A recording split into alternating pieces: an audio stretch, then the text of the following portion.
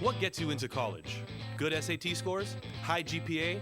Lots of extracurriculars? Sure, but what you really need is money. If you don't have the cash, you'll need a loan. And we mean huge student loans because the cost of college has risen 1,000% in the last 30 years. This means big money for the banks that collect fees and interest.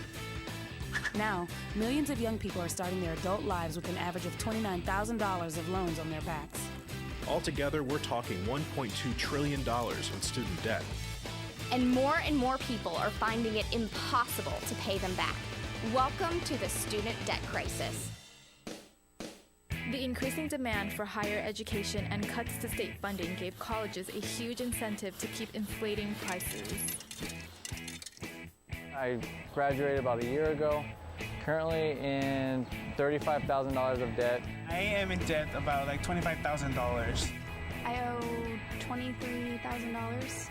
I owe over $50,000 in student loans. 38.8 million Americans owe money on a student loan. And the biggest names in banking are making huge profits off the booming student loan industry. Sallie Mae, the largest provider of private student loans, made $949 million last year. They only give you about 6 months to look for a job. You have to start paying back the loan. It's very pressuring, especially nowadays. It's very hard to find a job. Over half of the students graduating in 2012 could not find a decent paying job. They either had low-wage jobs or unpaid internships or were unemployed altogether. So you can't make the payments. You start incurring late fees, which makes the loan even harder to pay off. And it stays with you for years, even decades. Right now, a third of the people who started repaying their loans are delinquent or in default. That's 13.7 million people, more than the populations of Chicago, New York, and San Francisco combined. Worse, it's not just the borrowers who are in trouble. Many loans require co-signers. So if the student is unable to pay, that co-signer, a father, a mother, or a grandparent, is now on the hook. Even a grandparent's Social Security benefits can be garnished to pay the loan. We should have an answer to this. If you get really behind in your car payment or your credit cards, you can file for bankruptcy. But Congress has made it nearly impossible to discharge student loans through bankruptcy. Big institutions make big profits while students try to make ends meet under crushing debt. Is this how we want our education system to work? The whole point of going to college is to get the career you want, but lately that's been discouraged because no one can afford school. You get a job just to pay off your student loans. We need higher education, not higher debt. Sign up to end the student debt crisis at higherednotdebt.org.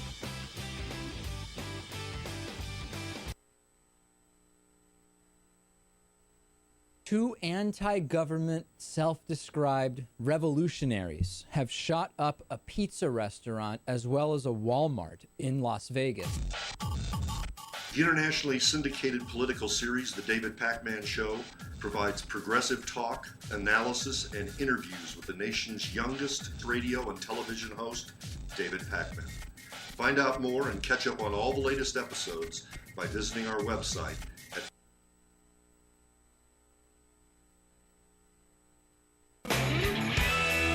All right, here we go on a big Tuesday, April 7. Hello, everybody. Jerry Brown's birthday. How about that? Happy birthday, Governor. It's the Bill Press Show. We're coming to you live from Washington, D.C., our nation's capital, here on Free Speech TV and worldwide on TawkrTV, youtube.com/TawkrTV. Good to be with you for 3 hours every day to take a look at the news of the day and to talk about what it all means. And remember, you do so by giving us a call on our toll-free line at 866-55-PRESS or sending us your comments on Twitter at BP Show and on Facebook at facebook.com/Bill Press Show. The White House Easter egg roll interrupted yesterday by bees. Yes, real bees, but it disrupted the president's reading of Where the Wild Things Are. Other than that, nobody was stung, so far as I know, and life went on.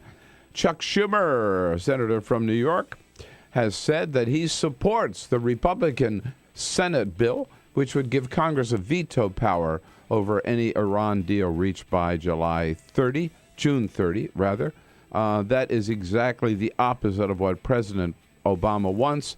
It's a bad sign that Senator Schumer's first act as the new Democratic leader in waiting is to stab President Obama in the back. Closing arguments yesterday in the Boston Marathon trial for Dzhokhar Tsarnaev. The jury begins deliberations today. We probably will have a decision by the end of the day. It won't take them long to reach a guilty verdict for that man. Everybody admits that he did it. And Rand Paul drops the other shoe today and becomes an official candidate for president in 2016. His daddy will be at his side. He becomes the second presidential candidate after Ted Cruz to seek that office. Neither one is going to make it. What a great day on this Tuesday. Good to have you with us. This is the Bill Press Show.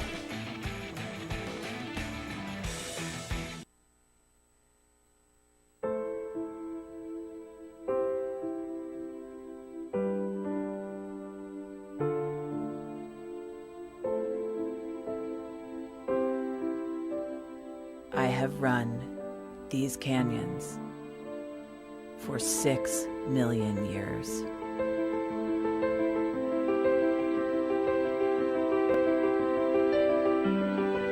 I have traveled from the Rocky Mountains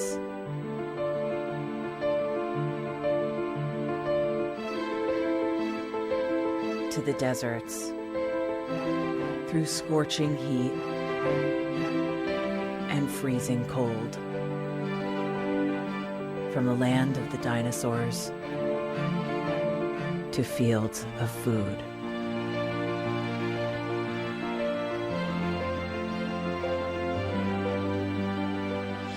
I lend my hand to 7 states, 2 countries, 9 national parks,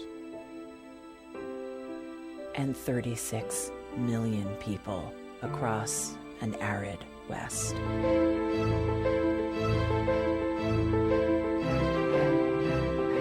I am not the strongest or the largest, but I am the hardest working.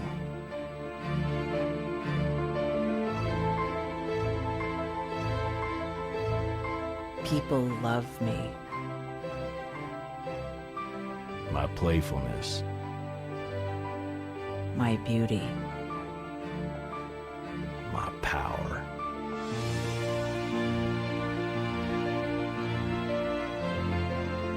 my life.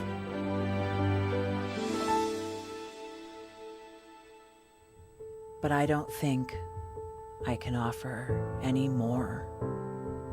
I am tired. I am tired, tapped, and tied. Of the hundreds of major rivers in the world, I am one of the few who no longer kisses the sea. Battles to harness my soul have been won and lost. Use me wisely, and I will sustain you.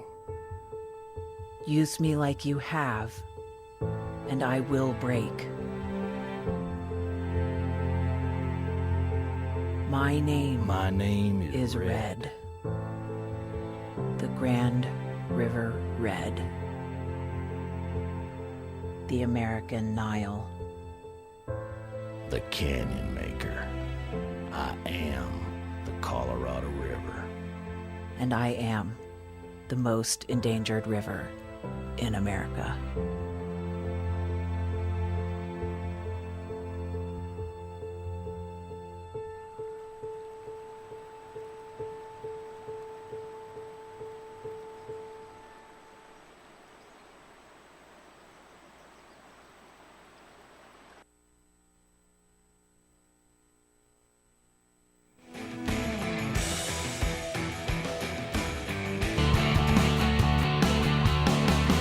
Broadcasting around the nation, on your radio, on your TV, and online. This is the Bill Press Show. Who knew? Jeb Bush is a Latino. Well, that's what he said on his voter registration form.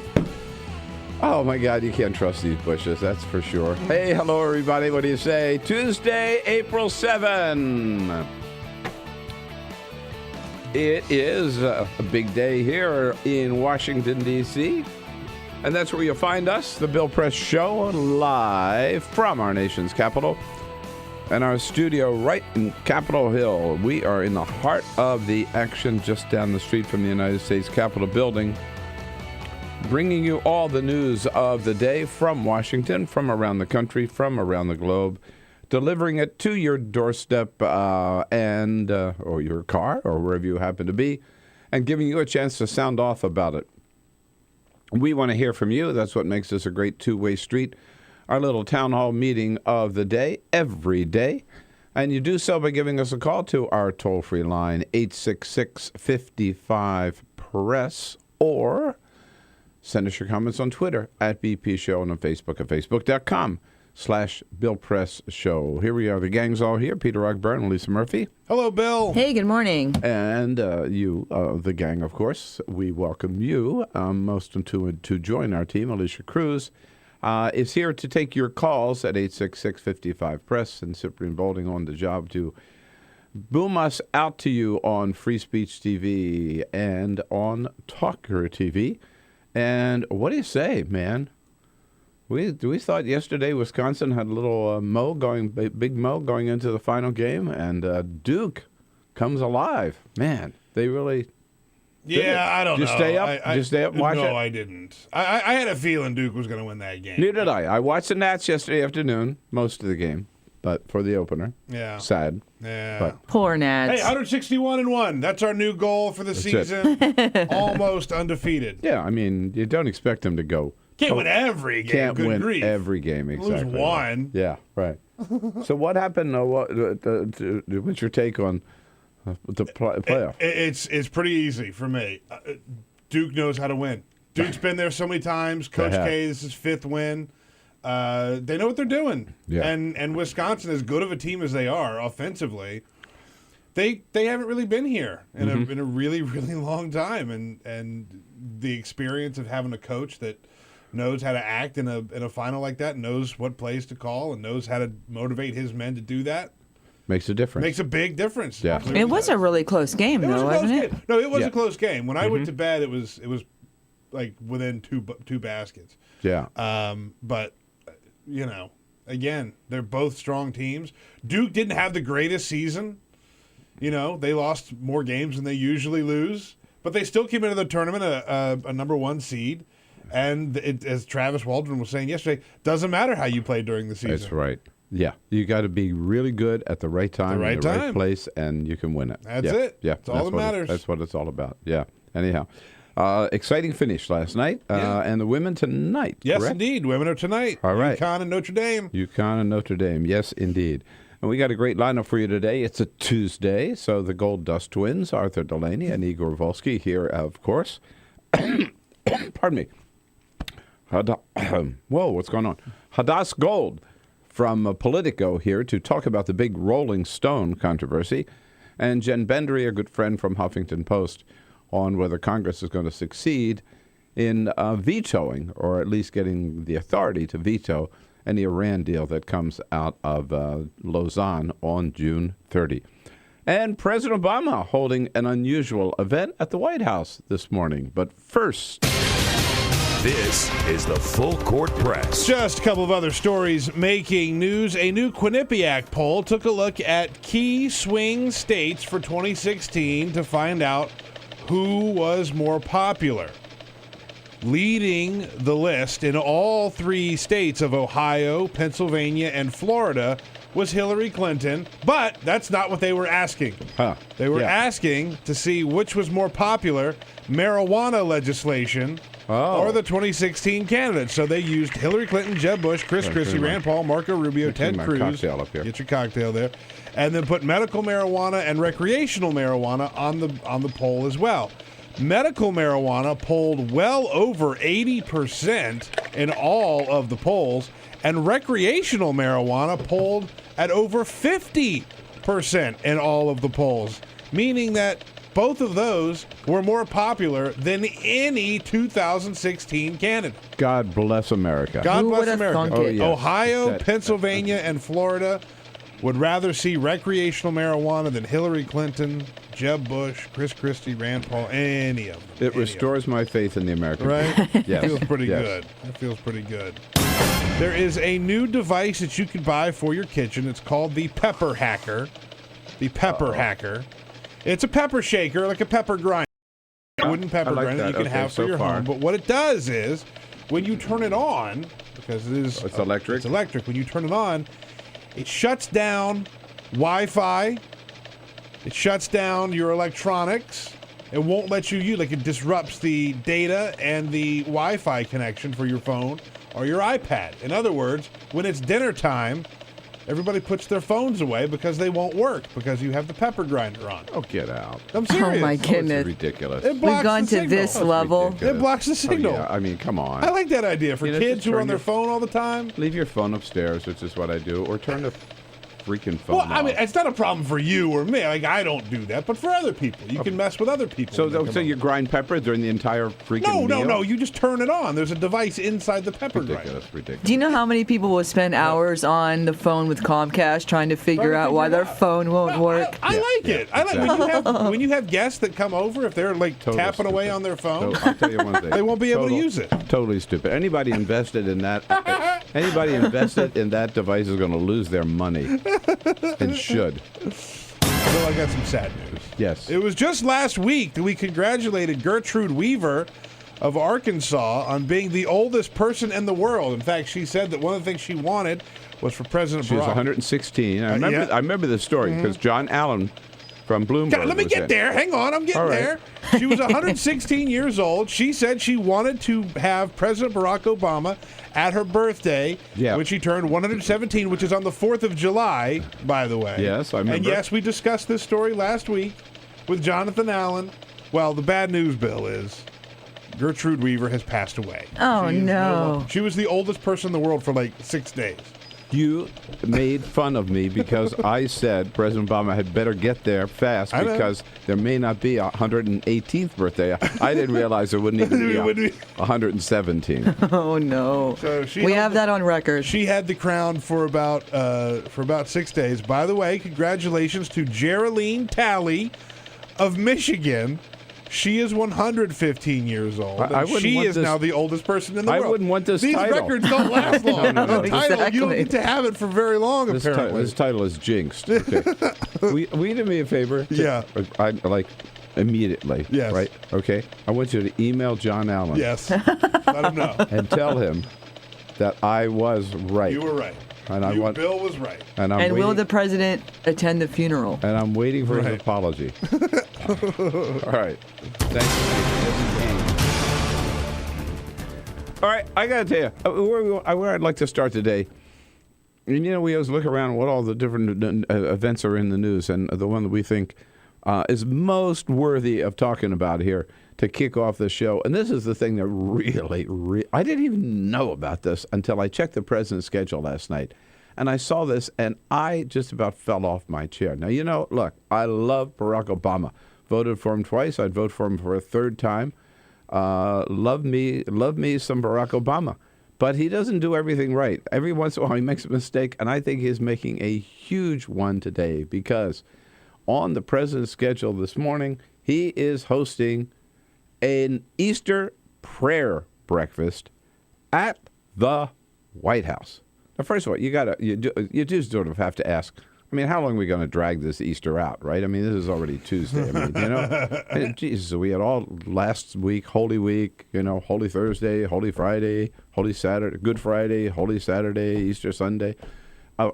So enough is enough, right? Number one. But that's not my real beef about this. My real beef is this event, a prayer service, a prayer breakfast, does not belong in the White House. This is a clear violation of the separation of church and state. And you can't tell me it's not. It is a religious ceremony in a government building in our house.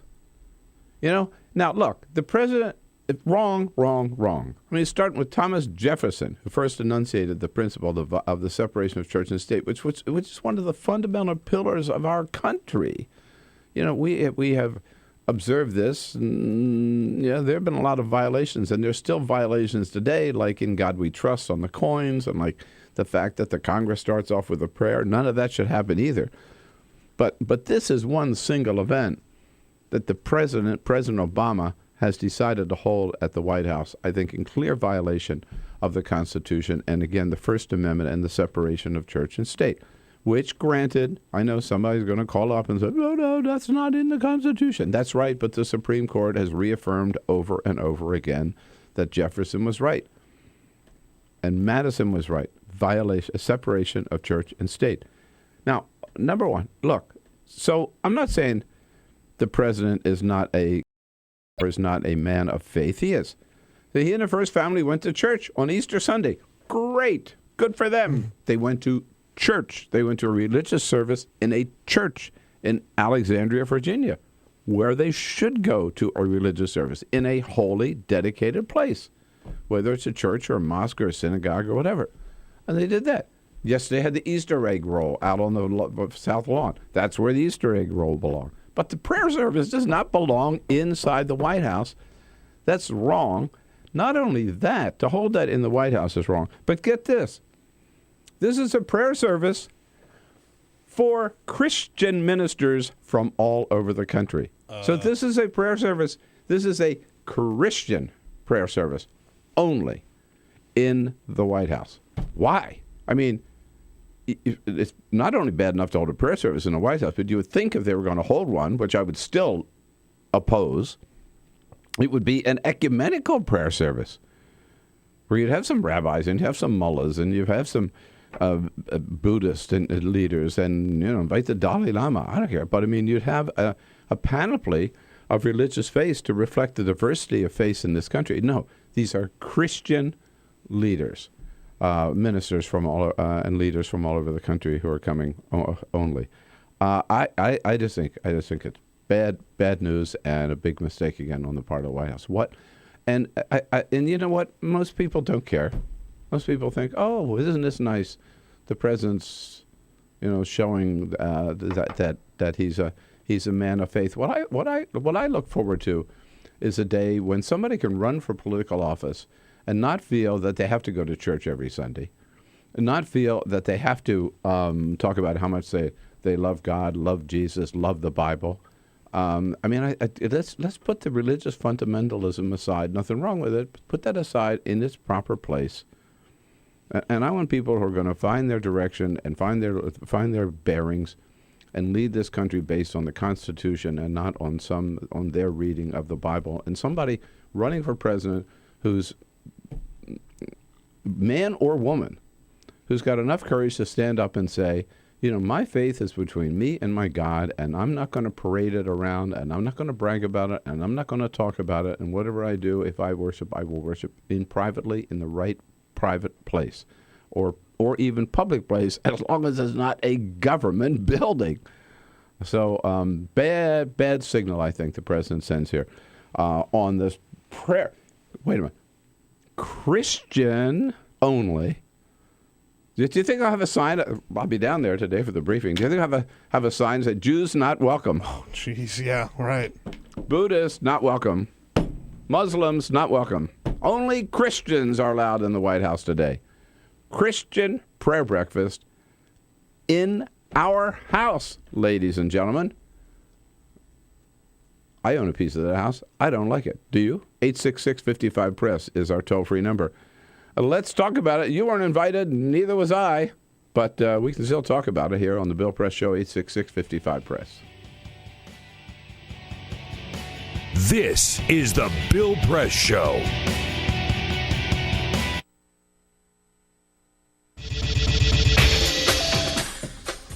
Tune into Free Speech TV for Democracy Now!, a national, independent, award-winning news program bringing you people and perspectives rarely seen on corporate media. Grunt work. Love it, hate it, useful, not useful. Necessary. Our social entrepreneurs are people who have been on the front lines of social change. I've learned so much from talking with them. This is Cafe Impact, and I'm Jonathan Lewis. I will say that I think is a challenge for anyone, especially the new workforce as they come in, is the ability to accept grunt work with grace. The most boring, awful details are the most important elements of doing this work. From the way you save names in your Rolodex to the way you bank and you deposit checks. The truth is, this work isn't glamorous, it's rewarding.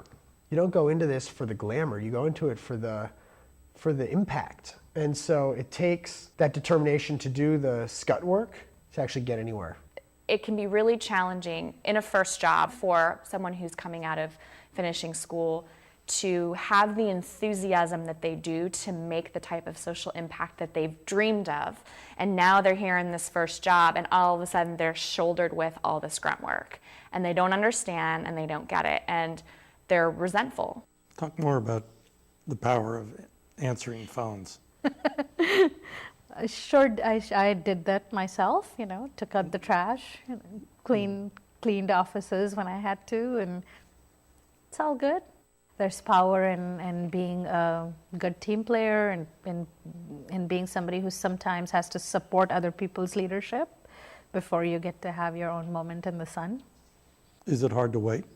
It is absolutely hard to wait, especially if you're an alpha female like I am. I think grunt work can help a new employee build trust internally and teach them the nuances of how an organization is run so that they can have a real good sense of what HR is doing, what finance is doing, what all the other departments are, and that actually makes them a better employee in the long run. So in my role on a daily basis, I literally can be looking at a new venture in software.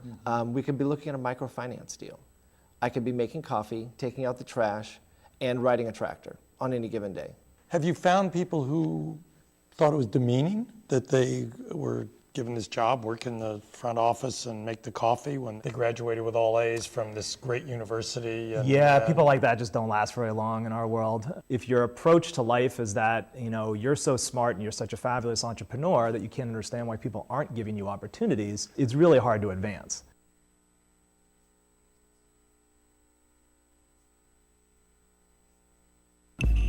Tune in to Gay USA with hosts Ann Northrup and Andy Hum for in-depth coverage of lesbian, gay, bisexual, and transgender news. Watch Gay USA every week, only on Free Speech TV.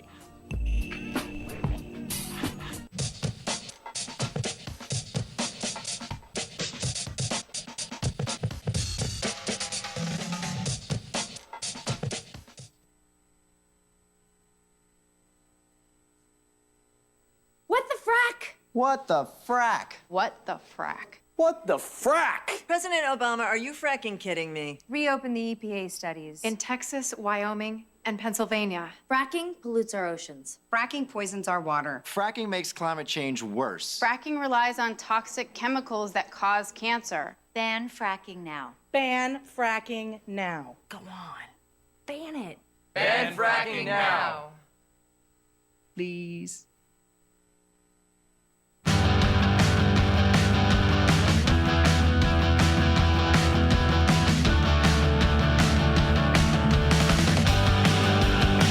On your radio, on TV, and online. This is The Bill Press Show. 25 minutes after the hour, talking about the president's Christian. I keep emphasizing that because it says on the schedule, Christian ministers have been invited from all over the country. Now, granted, Easter is a Christian religious holiday, if you will. But still, the point remains, what are they doing? Having a religious ceremony, religious prayer service at the White House. Now, there is this other prayer breakfast, which I every year I've been invited to, and every year I refuse to go because I think it is wrong. But at least that prayer breakfast is held at the Hilton Hotel. I mean, it's held, if you will, at a neutral spot. It's not held in a government building. President Obama, to my dismay, goes every year. But that's the problem. We've created a situation today where if a president doesn't go to the prayer breakfast, he'd almost be run out of town on a rail as being anti-God, as being some heretic or something, which is ridiculous. We should not judge our presidents based on any politicians based on that. But the president goes, and he was there again this year. I didn't say anything that controversial here. He starts off by actually praising Pope Francis. Whatever our beliefs, whatever our traditions, we must seek to be instruments of peace and bringing light where there is darkness and sowing love where there is hatred. And this is the loving message of His Holiness, Pope Francis. Right. And the Dalai Lama was there. There were people of all faiths at that prayer breakfast. Again, I think even that public, I just find it distasteful. I mean, I don't know. Maybe it's the way I was taught growing up. As a Catholic and going to Catholic Mass every Sunday and going to Catholic high school and everything was, you don't wear your religion on your sleeve. And I find these prayer breakfasts as kind of people showing off their religion, which is what I don't really like about it. But that prayer breakfast is bad enough. But then moving it into the White House, I'm sorry. And for Christians only? No. Out in Chicago. Hey, Kevin, thanks for joining us. Yeah, hey, Bill, it is definitely a clear violation of Establishment Clause separation of church and state. But you know what? It depends what Christians show up. If they're the rat bastards that call themselves Christians that have hijacked it, that's one thing. If it's the real Christian ministers, Obama's going to get a chance to say, hey, you dudes need to go out there and take your religion back because you cannot be a Republican and be a true Christian. Well, you know what? That's an interesting point, Kevin. I'll tell you one thing. I'll bet you Mike Huckabee was not invited, right? Yeah, how about it? and I'll bet Pat Robertson was not invited, right? Yeah, right. So some of those people, you're right. There are Christians and there are Christians too. That's a good point. But I mean, there are also Christians and Buddhists and Muslims and Jews and Hindus, and you go down the list. Okay. Leave Scientology out of it, but you certainly invite people from the other faiths. I just think I think it's wrong. I think it perpetuates this idea that politicians have to wear their religion on their sleeve, and I think again it is clearly maybe I'd sue the president for violating the Constitution of the United States by today's Christian prayer breakfast. Arthur Delaney's next from Huffington Post. This is the Bill Press Show. This is my computer. This is your computer. Let's go on the internet. Let's go. Click it. Yes. Okay. I cursor in between the R and the E. If I see dot, I want you to just push the period. She's gonna love me all over again. That's it. Jamaica, here you go. Here we go. Good job. Thank you. And I did it by myself. Feel smarter. So, I'm kind of new here, but I've noticed a trend. My human does this funny thing where she goes around and gets all my toys, and then she hides them in that basket by the door. But it's always the same basket, and it's always in the same place. And then she acts so surprised when I find them, but, she's putting them in the same basket. Again. It's like, hello? That's where you put it last time. You were the worst at hide and go seek.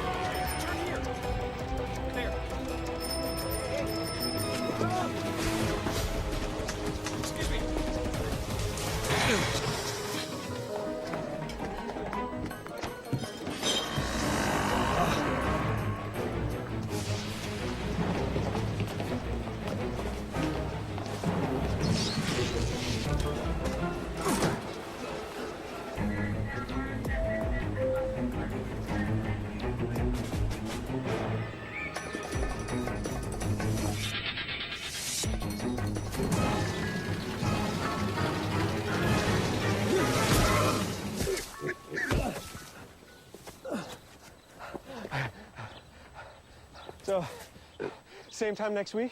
Well, of course. Put away a few bucks, feel like $1 million. For free tips to help you save, go to Feed the Pig.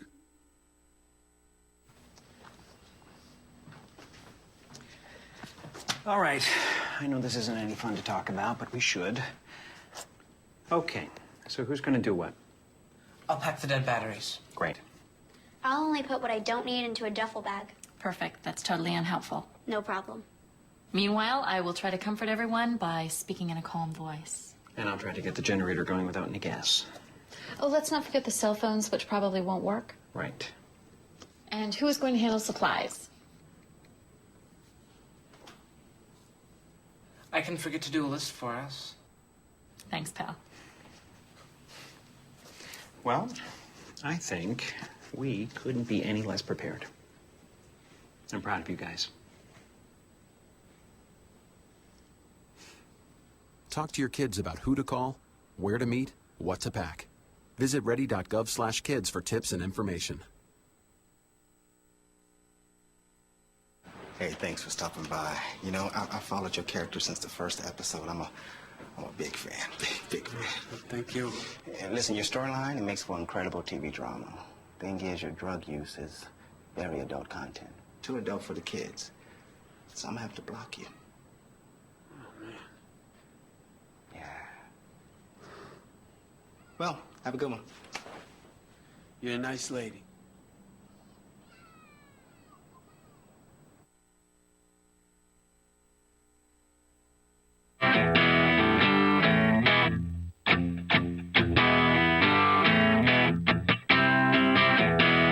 Connect with The Bill Press Show on Twitter. Follow us at BP Show and tweet using the hashtag WatchingBP.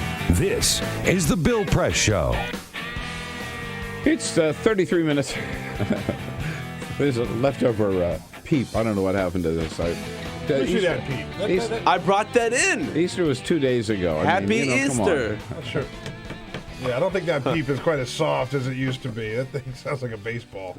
But I have to tell you, at my little family lunch on Saturday At Lewinsky's. at Lewinsky's on Clinton up in Delaware City, I took, because it's the day before Easter, I took a couple of boxes of Peeps, and I was roundly scolded for bringing brand new Peeps. They said, this is my sister. Wait a minute. My sister, who's Wait a minute. Mrs. She's Queen Peeps, Queen of Peeps, says you're supposed to open the Peeps and leave them sit out for maybe a week. Get out of here. No way. Really Wrong. to get really hard outside so that when you bite into them, it's really soft inside. Dog, Just when you thought Peeps couldn't get any more evil. Yeah, right. That sounds horrible. Does she really do that? Yes. No, don't do so that. this for her would be like a perfect Peep. Oh, no. Yeah, all right. She can have it. I'm just telling you. Oh, man. Put it in the mail. Yeah. A few more days, it'll be just right. Just squish it, put it in an envelope. Right, you got it. Hey, it's the Bill Press Show, in case you didn't know. We're with Arthur Delaney here from Huffington Post. We're brought to you today by the International Brotherhood of Teamsters. We all live better because of their good work. The men and women of the Teamsters Union under President Jim Hoffa. Find out more about their good work at teamster.org. Speaking of work, speaking of jobs, Arthur, good to see you. Thanks for coming in. Good morning. As always. So job numbers came out on Friday since we have seen you for the month of April, and we were riding along, getting used to those over 200,000 new jobs, private sector jobs every month. What happened? The economy laid an egg. We only got 126,000. We can't get off this Easter theme, can we here? 126,000 jobs. Yeah. Little disappointing, but these monthly numbers do get revised twice. The previous months were revised downward a little bit, but it's important to keep in mind you're looking at a gauge where the needle is moving all the time, really shaking, and it's a very momentary snapshot. This monthly number, I don't think it portends that it's slowing down. We would need to see several months in a row of disappointment. But seasonally, is there anything we could ascribe it to? Like, for example, at December, we always know there's a tick up because of part-time jobs for Christmas sales and stuff. So March, just slowing down after the holidays, maybe, or something? That's possible, but these numbers are adjusted seasonally. So if there's something that happens every year that the economists at the Bureau of Labor Statistics already know about, we should not expect that to be a huge factor. And unemployment rate is 5.5%. It just stayed there. Which most economists say is basically normal. Right? Yeah, it's pretty good. But there's pretty wide agreement that the people who have just not looking for work are still out there and still would take jobs if it seems like more and better jobs would become available. And that's the great debate that's not really happening too much in politics right now. But economists are, there's still millions of people who would come back into the fold and be counted as unemployed if they thought there were good enough jobs to look for. What's your take on McDonald's move to raise the minimum wage for its corporate locations? This one, more so than the Walmart raise, was about PR and trying to get ahead of, or catch up with a little bit the story of these companies paying terrible wages. And it's more superficial than Walmart's because it applies to so many fewer workers. Something like 10, 14% of McDonald's restaurants that are directly operated by the company. And they maintain this legal fiction that all the rest are not McDonald's restaurants, they're mom and pops. Yeah, right. They're local businesses. We're not really in charge of what's going on in there, except down to every detail of the menu, the uniforms, the bathrooms.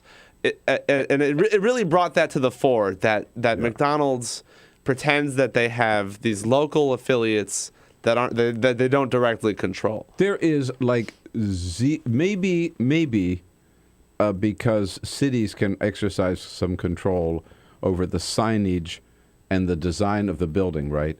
There is zero room for innovation or creativity on the part of a McDonald's franchise. I love to joke around that the right. Pot, I mean, everything is exactly the same. The Potbellies by my office. It's all quirky because it's a Potbellies. It's got like wacky chalkboard signage and stuff like that. We love to joke. Oh, this Potbellies has been in the Potbelly family for generations. but McDonald's they have that same conceit. Only every restaurant looks exactly the same and totally corporate with no local quirk whatsoever. And smells exactly. You ever notice there is a real smell to McDonald's? Yeah, delicious. Well, it's a McDonald's. Yeah, it's amazing. Fries, yeah. It's a McDonald's smell, though. It's not. Yeah, Bill, no kidding. It's called yum. But it's not a Burger King smell or a Wendy's smell. I don't know. To me. I would say there is a Burger King smell. Absolutely is. There's a McDonald's smell. It's not the same. There's no Wendy's McDonald's smell is unique to McDonald's. Well, I mean, that's on purpose. They've got that stuff patented. Yeah. They whip up these flavors through chemicals that are scientifically proven to make you happy. Yeah. I love that stuff. I don't really eat it much, but I think McDonald's smell. And the McDonald's stink is that some 900,000 McDonald's employees who happen to work in franchises don't get a pay raise. Yeah, it does stink if they are trying to make people think that everyone got a raise, when in fact very few did. Yeah. They also have the best coffee. Better than People Starbucks. love their coffee. Yeah, people love the McDonald's. And we talked to Mary Kay Henry, president of the SEIU, the Service Employees International Union, last week, who pointed out that they're not resting, right, because McDonald's, they gave some of their employees a pay raise, so therefore we are abandoning any efforts to this movement toward a $15 minimum wage. The next wave of demonstrations is next week. April 15th. The labor groups April agitating 15th. April 15th. in food service are never get complacent. I mean, they wanted $10, and then the politics started catching up to that, and they just immediately upped it to 15. To 15. Unashamedly, just like what we were asking for wasn't really good anyway. So we know you can do this. Yeah, the next movement, the next demonstrations are on April 15th. 4:15, which is very clever, I think. And their demands right now is $15 an hour and right to form a union, and they're going to continue that no matter what McDonald's did.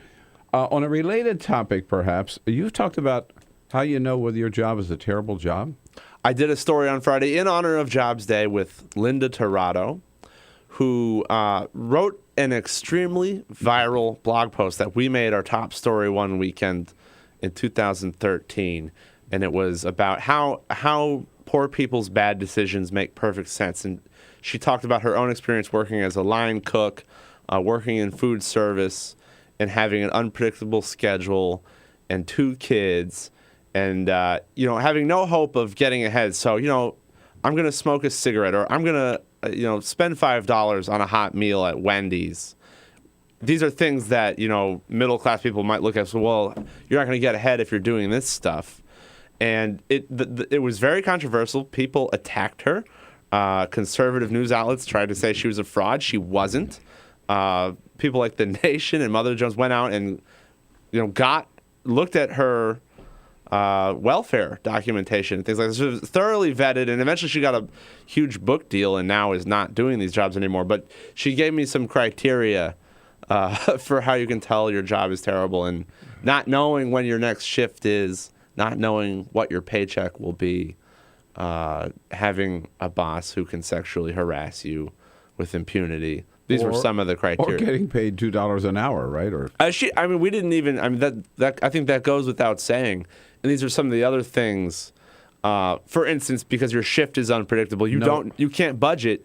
You don't know how much your paycheck will be, because your hours are constantly jumbled up. And this is something that McDonald's workers sometimes have to deal with. Are also, they're often juggling those kinds of schedules, and of course having no health care, right? Yeah, that coming along. Yeah, with the job. Because you're not working enough hours to justify or for them to pay you, have to pay you. Being unable to deal with a family emergency.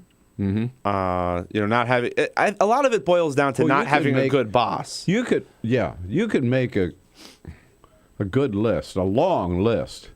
Well, Tirado she has a book called Hand to Mouth, and it has been well reviewed. I think it's selling decently, but I recommend it. She writes vividly about her experience. I must say, it's hard. We can talk about it, but it's hard for us to identify with people who have those working conditions. I mean, we're blessed that we don't.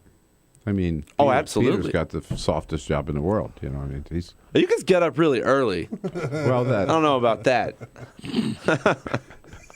I play my Ed McMahon role. You are correct, sir. Yes, right. Thank you. Yes.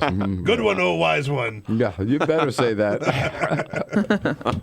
No, but these people, I really feel for them, and I feel like Bill Clinton, right? I feel your pain. Yeah, but I've never been in that position myself, but I know people who are, and it's tough.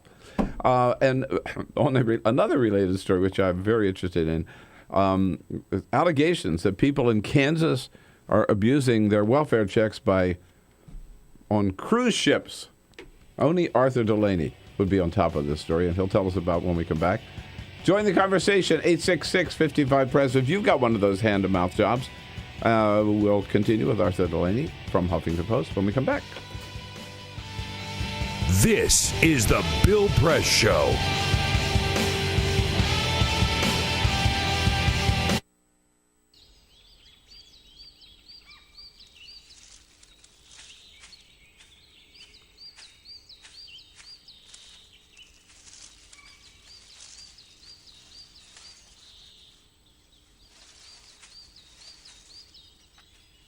At Earth Justice, we defend the environment in the courtroom. Join our fight. When you take a seat, you take a stand. Earth Justice, because the Earth needs a good lawyer.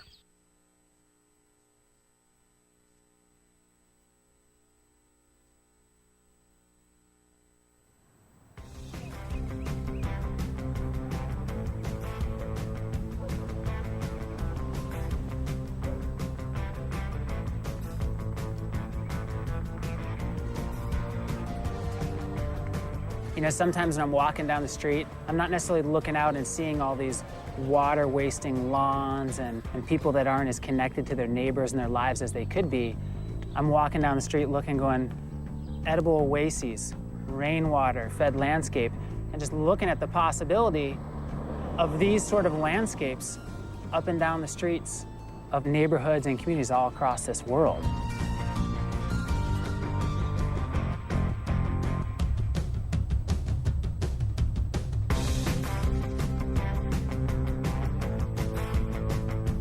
Small actions do ripple, and they add up, and they have a cumulative impact. And so when you're building upon your small mindful actions, you have the confidence and the ability to take on something a little bit greater. So that could be nice. This, in the context of where we're at as a planet with climate change and these really big issues, and people that are more disconnected and less skilled than ever, it becomes even more amazing and powerful how much of a solution this is to design these ecological gardens and to come together with shared vision and shared voice. There's never been a time where your choices have mattered more. Doing something as simple as us transforming a landscape creates a model that anybody could look at far and wide, and you're sharing food and connecting and building skills together in your own neighborhood. It's a richer way to live in normal times, but in the new normal of climate change and erratic weather and economic upheaval, it becomes essential. Whether it's me, you, Gandhi, Che, MLK, Willy Wonka, whoever, past, present, or future, the power of our daily actions is all that we have. And like our community said, give me a place to stand and a lever long enough and I'll move the world. And that's what those simple actions do. They move the world every day.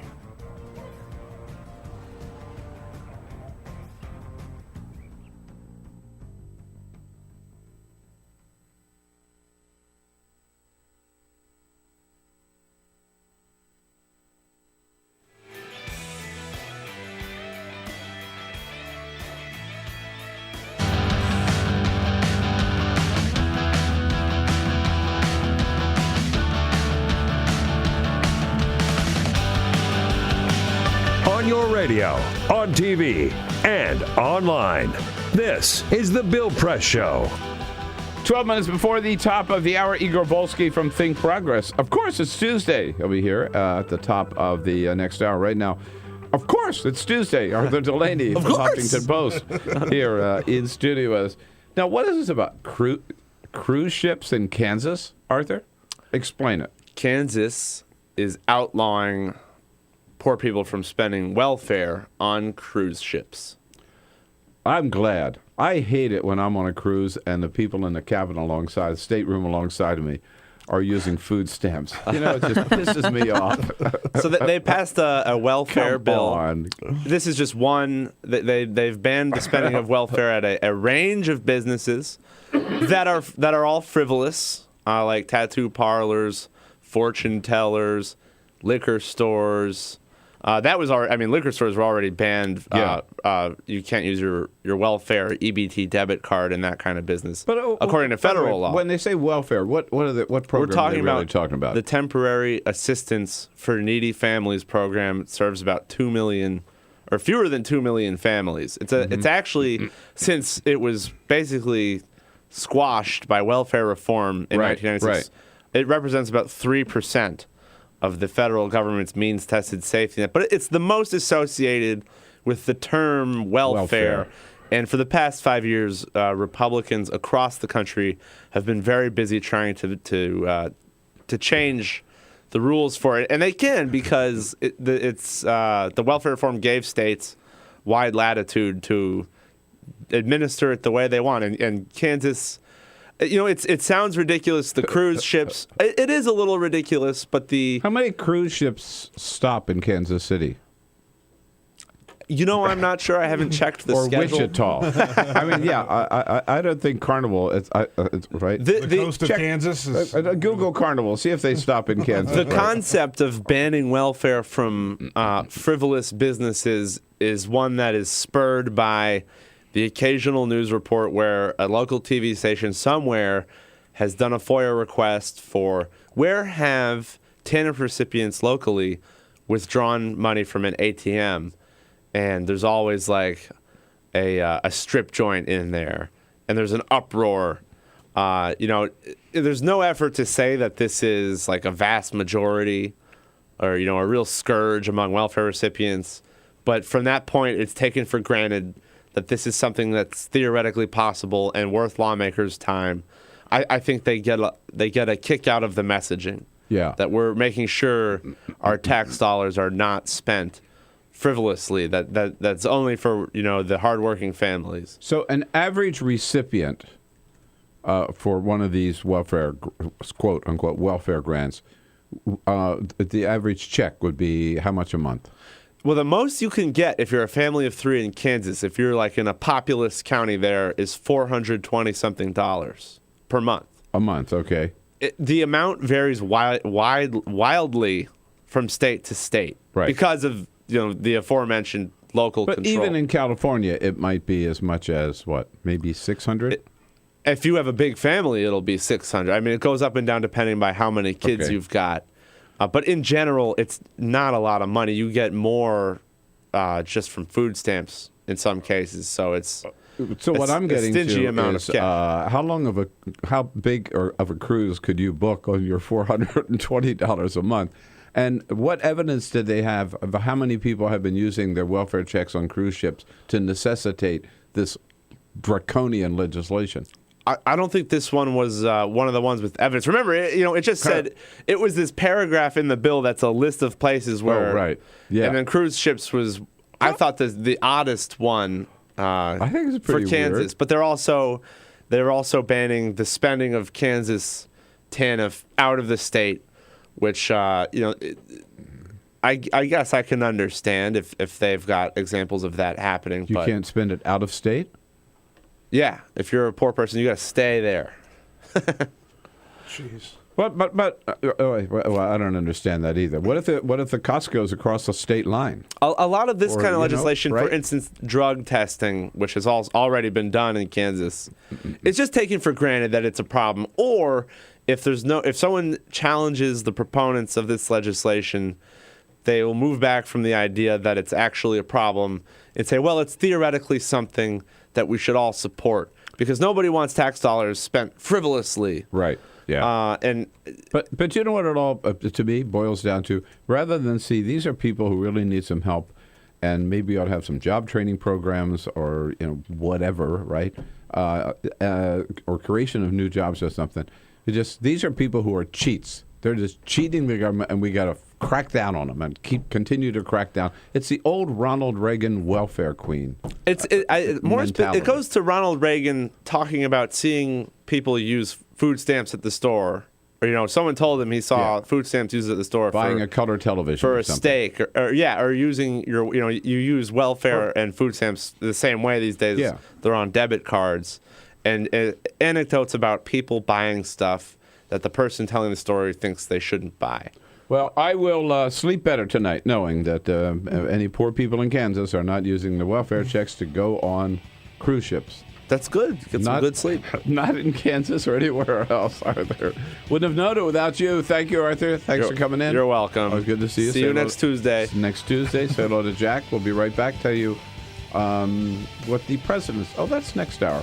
We'll be right back. This is the Bill Press Show.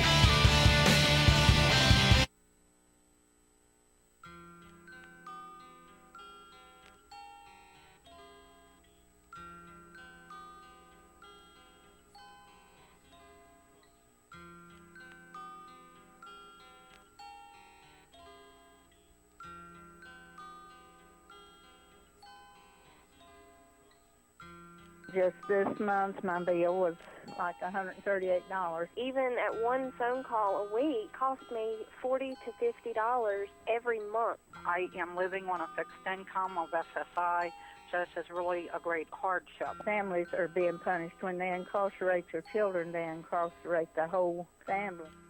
In 2011, the Media Action Grassroots Network, Working Narratives, and Prison Legal News founded the Campaign for Prison Phone Justice, an effort to call on the FCC to address the cost of interstate phone calls.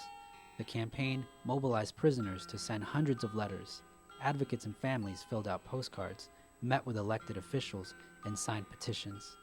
Partnerships were formed across the political spectrum and with groups in the criminal justice, civil rights, and public interest community. The film distribution company Participant Media and director Ava DuVernay joined the fight through a social action campaign tied to the release of the feature film Middle of Nowhere. In an effort to push the FCC to act, the campaign hosted a historic rally outside of the Federal Communications Commission where for the first time, families of prisoners, elected officials, civil rights and faith leaders came together to call for an end to predatory phone rates. We're all held captive when predatory phone companies gouge our families. My son has been incarcerated now for over 10 years, and my husband estimates that in the time we spent over $25,000 on prison phone calls. My hero's not yours, you probably arrested them. Your schools probably neglected them. They spawn thoughts, you probably infected them. Feed us what you feed us, you can lay us next to them. FBI call it major crimes. Babies making babies cry.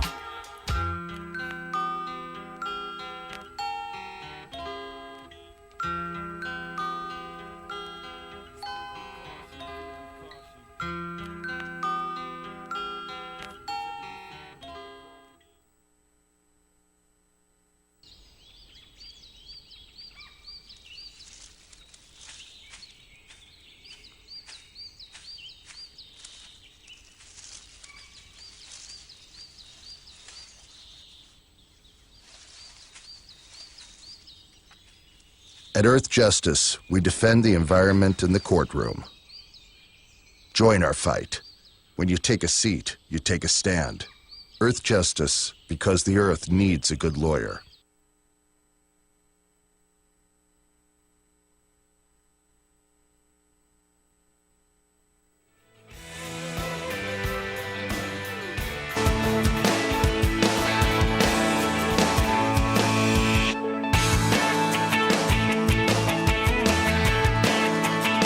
This is the Bill Press Show. Igor Volsky from Think Progress at the top of the next hour. Peter? Bill, congratulations to Jenna Bush Hager. She is with NBC's Today Show, and she announced that she is pregnant with her second child. Whoa. So there you go. She's expected to give birth in August with her husband, Henry Hager. They already have a 2-year-old daughter, Mila. So congratulations. So, they're all becoming grandparents, right? One of these kids can run for president in another couple of you years. got Bill and Hillary, they got their granddaughter, and now this is the second grandchild, I think, for George and More Laura. more portraits. This is the Bill Press Show.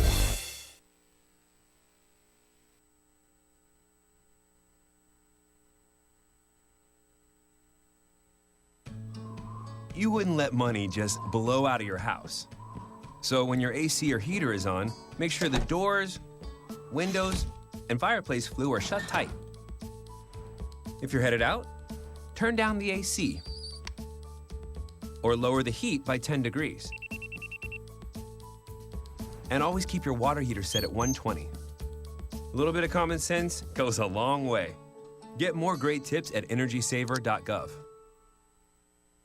So, I'm kind of new here, but I've noticed a trend.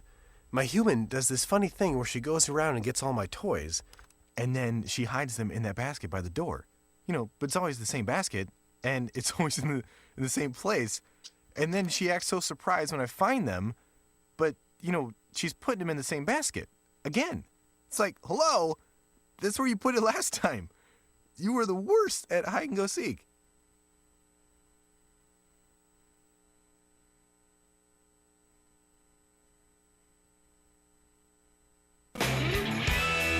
All right, here we go on a big Tuesday, April 7. Hello, everybody. Jerry Brown's birthday. How about that? Happy birthday, Governor. It's the Bill Press Show. We're coming to you live from Washington, D.C., our nation's capital, here on Free Speech TV and worldwide on TawkrTV, youtube.com/TawkrTV. Good to be with you for 3 hours every day, to take a look at the news of the day and to talk about what it all means. And remember, you do so by giving us a call on our toll-free line at 866-55-PRESS or sending us your comments on Twitter at BP Show, on Facebook at facebook.com/Bill Press Show. The White House Easter egg roll interrupted yesterday by bees. Yes, real bees, but it disrupted the president's reading of where the wild things are. Other than that, nobody was stung, so far as I know, and life went on. Chuck Schumer, senator from New York, has said that he supports the Republican Senate bill, which would give Congress a veto power over any Iran deal reached by June 30, rather. That is exactly the opposite of what President Obama wants. It's a bad sign that Senator Schumer's first act as the new Democratic leader in waiting is to stab President Obama in the back. Closing arguments yesterday in the Boston Marathon trial for Dzhokhar Tsarnaev. The jury begins deliberations today. We probably will have a decision by the end of the day. It won't take them long to reach a guilty verdict for that man. Everybody admits that he did it. And Rand Paul drops the other shoe today and becomes an official candidate for president in 2016. His daddy will be at his side. He becomes the second presidential candidate after Ted Cruz to seek that office. Neither one is going to make it. What a great day on this Tuesday. Good to have you with us. This is the Bill Press Show.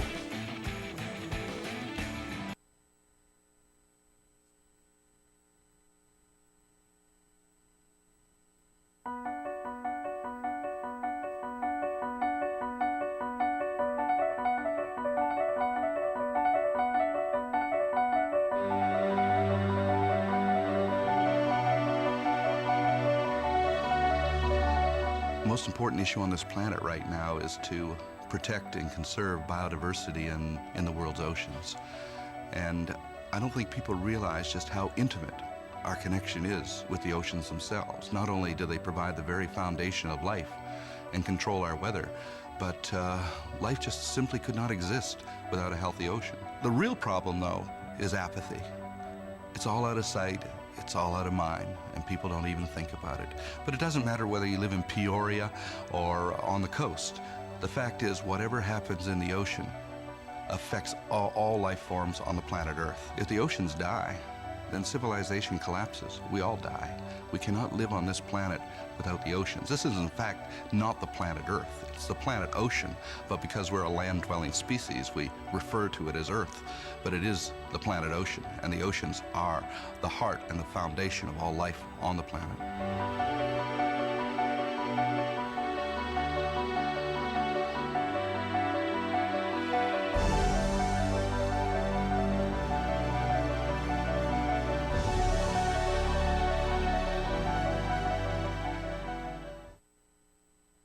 Two anti-government, self-described revolutionaries have shot up a pizza restaurant as well as a Walmart in Las Vegas. The internationally syndicated political series, The David Pakman Show, provides progressive talk, analysis, and interviews with the nation's youngest radio and television host, David Pakman. Find out more and catch up on all the latest episodes by visiting our website at freespeech.org.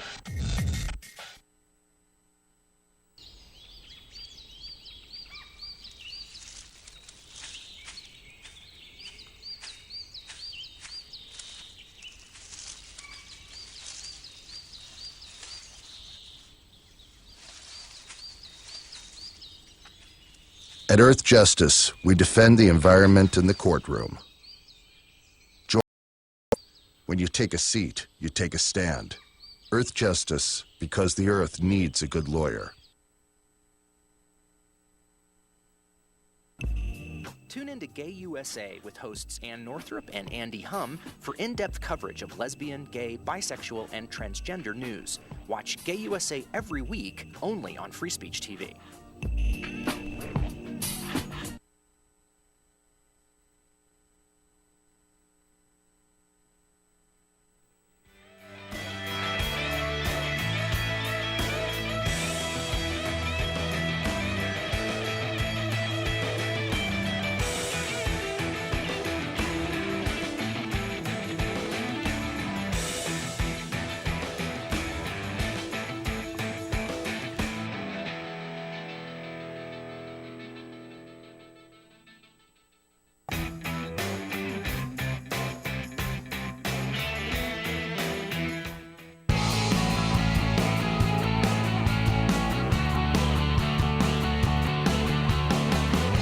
broadcasting around the nation, on your radio, on your TV, and online.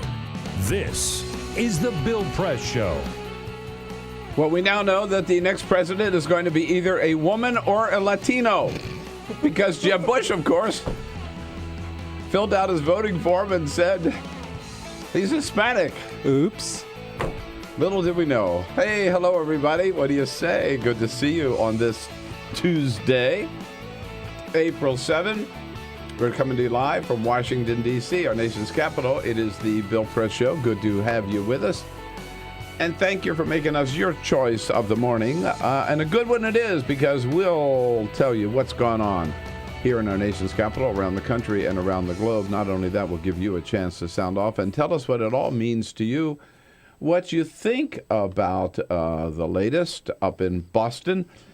Final arguments yesterday from the defense and the prosecution in the Boston Marathon bombing trial, and the jury starts deliberation today. My guess is by noon today, they'll be out with a guilty verdict. It's not going to take them long, because both the defense and the prosecution said, yes, he did it. The big question is, will he get the death penalty or not? That's just one of the stories that we'll be following today here on the Bill Press Show, with the help here this hour of Igor Volsky from Think Progress. It's Tuesday. Of course, it's Igor Day. Hello, Prince Igor. Good morning. Good to be here. Always good to see you. Thanks for coming in. And Peter Ogburn and Lisa Murphy here. Hello, Bill. Hey, good morning. Hello, Igor. Good morning. Alicia Cruz there. If you want to join the conversation, give Alicia a call at 866-55-PRESS. And we're looking at you and looking good, thanks to Cyprian Bolding, our videographer. There behind the camera, behind the lights. And I don't know whether you realize, Igor, what an important day this is. April the 7th. Yes. Happens to be the birthday of the governor of California. Oh, Jerry very Brown. nice. Yes. Indeed. Yes. Right. Well, I will write him a note later, of course, and send him my best. You should. Yes. He is a young 77 today, Jerry Brown. And at the...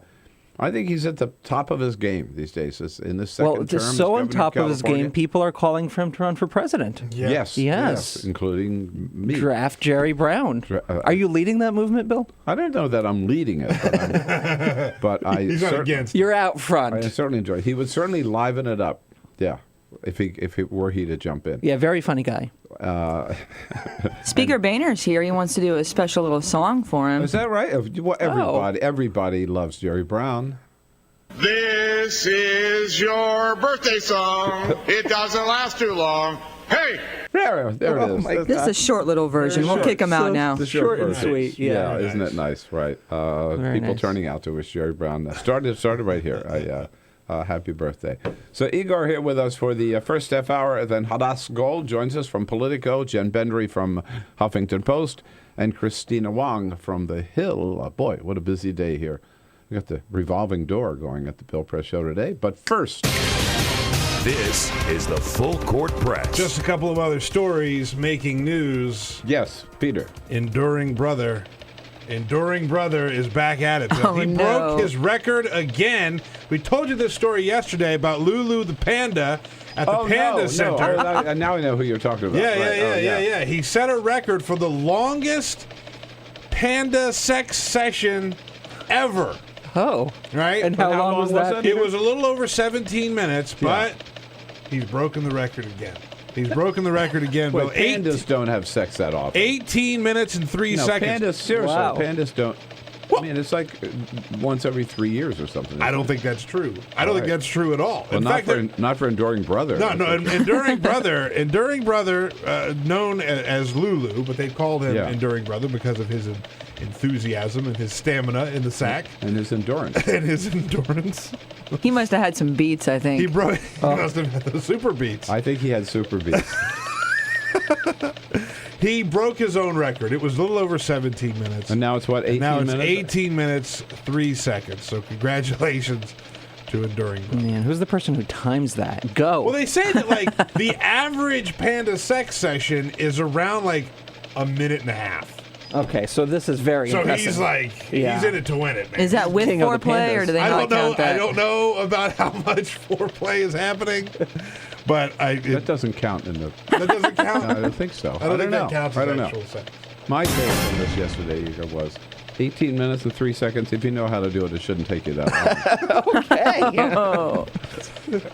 Bruce Jenner, the Olympian whose sexual identity has been the subject of much speculation, is sitting down with Diane Sawyer, and it's going to be a 2-hour edition of 2020 on Friday, April 24th. Expected that Bruce Jenner will talk about changing his gender and what that involves and what he's been going through, and he's going to have a long and in-depth discussion with Diane Sawyer. Good.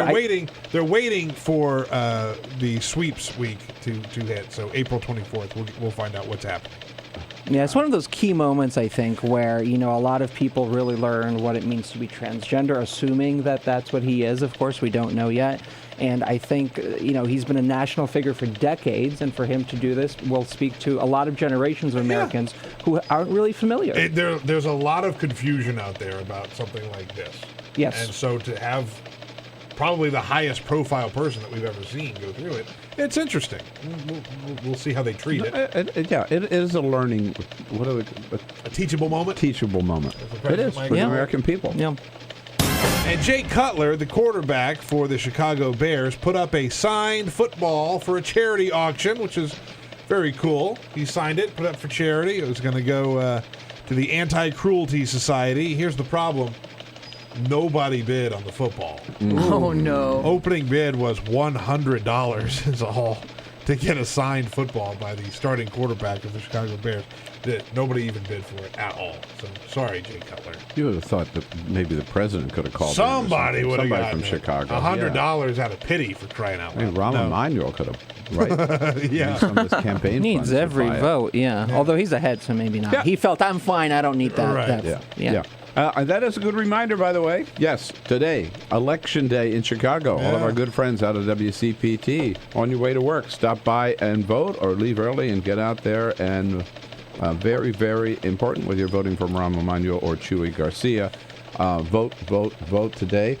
So, Igor, yesterday, I have to tell you, at our White House briefing, the door opens and in walks Josh Earnest with this little guy who looked like a gnome. I don't know. Oh, my goodness. Who was this? That's what I thought. I said, who the hell is that? It turns out it is our Energy Secretary, Ernest Moniz. Yes, of course. The man who was very instrumental in shaping this deal, the final the terms of it, the deal with Iran on the nuclear deal.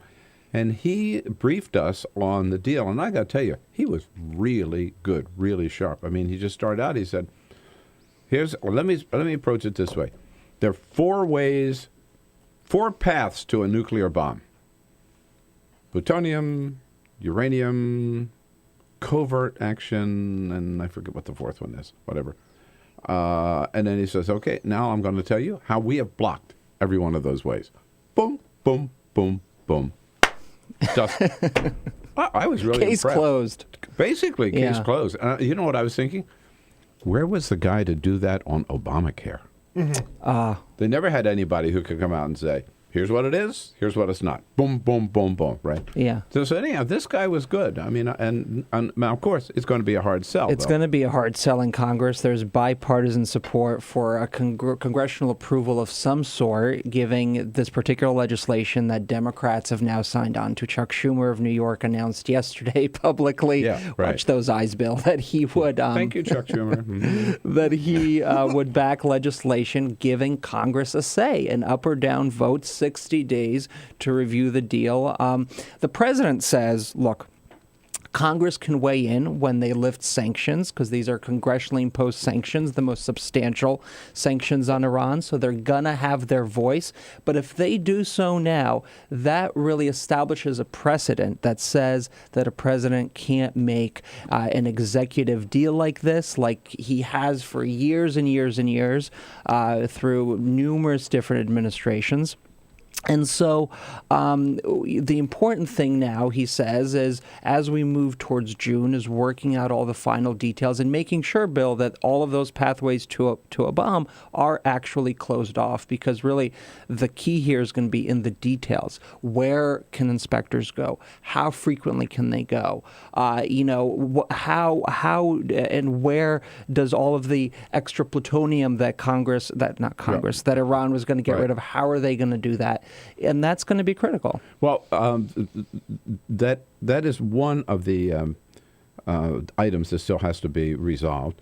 The big one, as Moniz admitted yesterday, is so the inspections. You're right. How tight are they? And if Iran, if we have, and they've all said, if we have any evidence at all that Iran is cheating on the inspections, then sanctions are back and the whole. There's some snapback mechanism that they haven't really worked out yet. Right. So they've got to fix that. The other thing is when the sanctions are going to be lifted. That's a big Iran dispute. wants all the sanctions lifted all at one time. At least if we can. Josh Earnest yesterday in our briefing talked about that, and so did Moniz, saying the United States position is we will release them kind of a little bit at a time, depending on whether Iran is complying with the terms of the deal. The Iranians do continue to believe or do continue to seek an agreement whereby all of the sanctions would be lifted on day one. At least that's how they characterize their position publicly. We've characterized our position much differently than that. It is our view that sanctions relief should be phased in. Yeah, phased in. The other thing I thought that Moniz said, which made some headlines, is that none of these other countries, China, Russia, none of them have a veto power over the sanctions. So if we say the sanctions are back on, then Russia or China, they can't say, "Oh no, they're not. No, they're not. We haven't agreed to that." Basically. Right. That's the understanding now. I think there is some tension with Russia, who is afraid that if the snap mechanism goes forward, depending on how it's designed, that it's going to kind of dilute their veto power on the Security Council and what that means for their influence. That's still an open question. But that distance in terms of how the sanctions are lifted, I mean, that's a key issue. Oh, yeah. And that's something that they're really going to have to see eye to eye on for this thing to work. Now, looking at back to where you started talking about the role of Congress here. I mean, I understand why Congress wants to flex a little muscle here, and show that we're still part of this game. At the same time, I mean, what's the rush? I mean, so this is the beginning of April, May, June. There are 3 months they have now to work out the final details. Why does Congress feel that it has to act now rather than wait 3 months and see what is in the deal before they Well, they feel like they know legislation? what's in this framework. They're getting classified briefings, things But they that don't we know don't what the know. they don't well, know certainly nobody Exactly. does. Nobody but they does. feel like, look, we've been waiting for a long time now. There's been this push for A, congressional review, B, imposing additional sanctions, 2 different routes Congress is considering. And so I think that they think, look, we've put this off. The administration has crossed red line after red line in terms of how long this is going to take them. And finally, we want our say. And ultimately, this is, of course, political, and members feeling like we're not going to leave this up to Obama.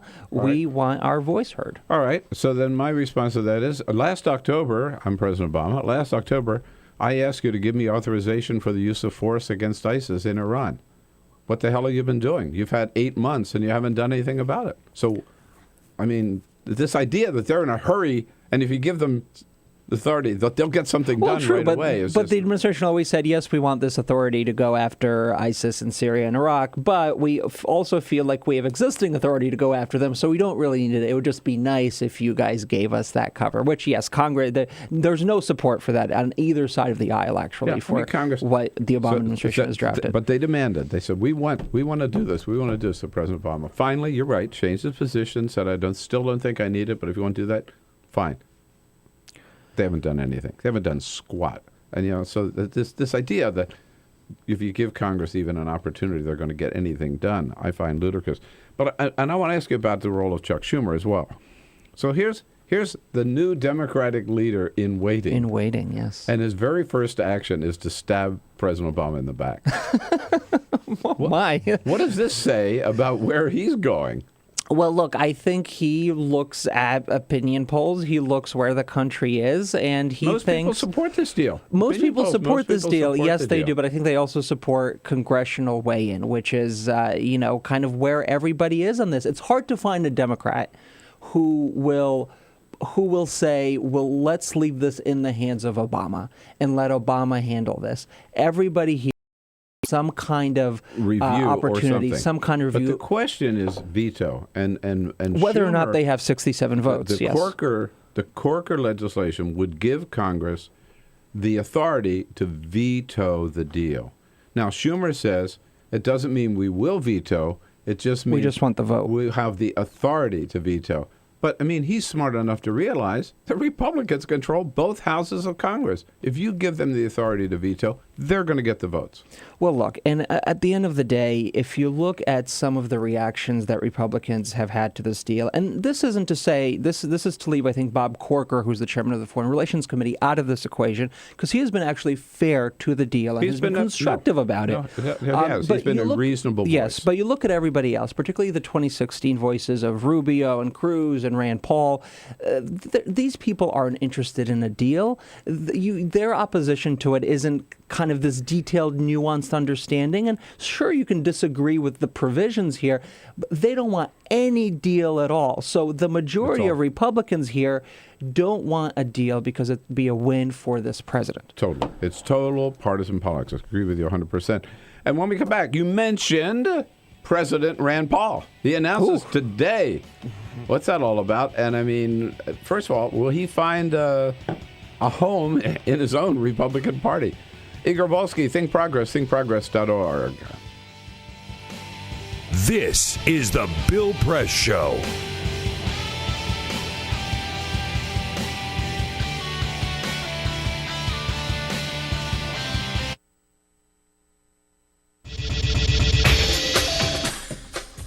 Tune into Free Speech TV for Democracy Now!, a national, independent, award-winning news program bringing you people and perspectives rarely seen on corporate media. Grunt work. Love it, hate it, useful, not useful. Necessary.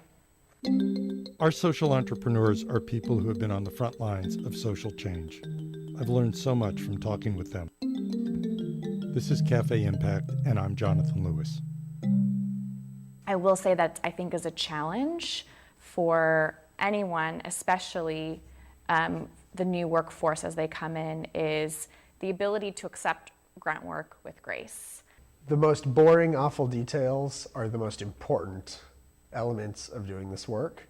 From the way you save names in your Rolodex to the way you bank and you deposit checks. The truth is, this work isn't glamorous, it's rewarding.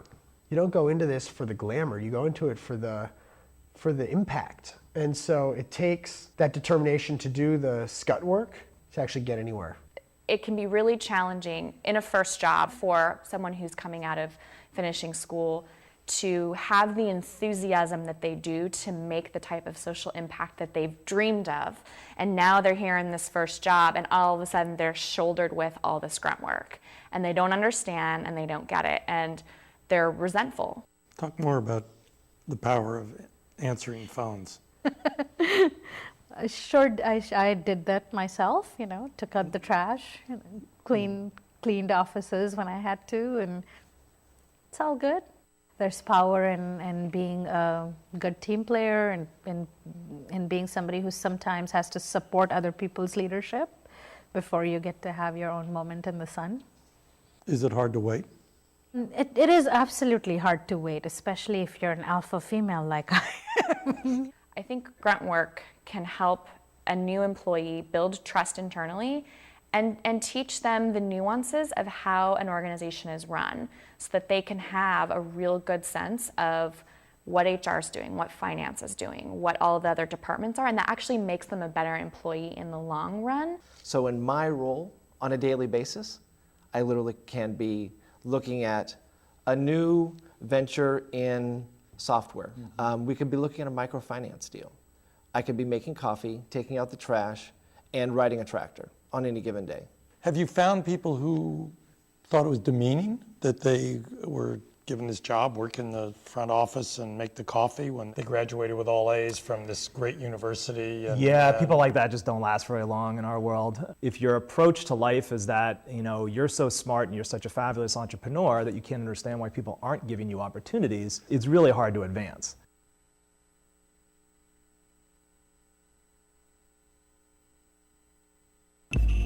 Tune in to Gay USA with hosts Ann Northrup and Andy Hum for in-depth coverage of lesbian, gay, bisexual, and transgender news. Watch Gay USA every week, only on Free Speech TV.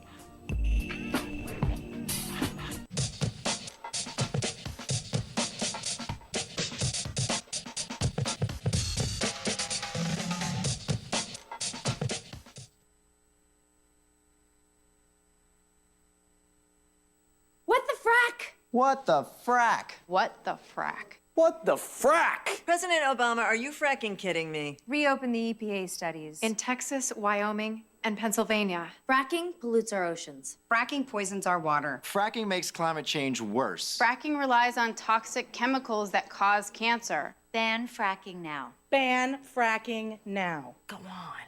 Ban it. Ban fracking now. Please. This is the Bill Press Show. Hey, it's 27 minutes after the hour. Kristina Wong from The Hill, defense reporter, joins us at the half hour. Igor, which gives us about a minute and a half to talk about the big announcement today by Rand Paul. A different kind of Republican, to say the least. I guess. I mean, on some issues, maybe like on not using drones to kill American citizens, but he's okay with drones elsewhere. It's just the American citizens that he's concerned about. But you look across issues: abortion, same-sex marriage, marijuana legalization. He's no libertarian on any of those things. Not even on pot? Not even on pot. And so, given his background, right? So there's some glimmers of hope when it comes to reaching out to African American voters, although that's mostly rhetoric. Some of the criminal justice reform that he supports. But on the hot button issues where, things really matter and where the case will be decided in this primary, he's very much in line with the conservative voters in Iowa and South Carolina. But the conservative rap on him is that he's not a big enough hawk on foreign policy. Although that's shifting also. He now backs a huge increase in defense spending. He's so-so on this Iran deal when in 2007 he said Iran is no threat whatsoever. So this guy is shifting. He thinks he needs to be a traditional Republican with maybe some differences to win. So in other words, he's willing to go to war if necessary to win the White House, right? Wouldn't go that far, but he's certainly much more open to those possibilities now. Or to shift his policies. Yes. All right. Hey, so great to see you as always. Go to thinkprogress.org, make it your homepage, and keep up with Igor. Thanks, Igor. This is the Bill Press Show. This is my computer. This is your computer. Let's go on the internet. Let's go. Click it. Yes. Okay. I cursor in between the R and the E. Pressing down, I want you to just push the period. She's gonna love me all over again. That's it. Jamaica, here you go. Here we go. Good job. Thank you. Thank you. And I did it by myself. Feel smarter. So, I'm kind of new here, but I've noticed a trend. My human does this funny thing where she goes around and gets all my toys, and then she hides them in that basket by the door. But it's always the same basket, and it's always in the same place. And then she acts so surprised when I find them, but, she's putting them in the same basket. Again. It's like, hello? That's where you put it last time. You were the worst at hide and go seek.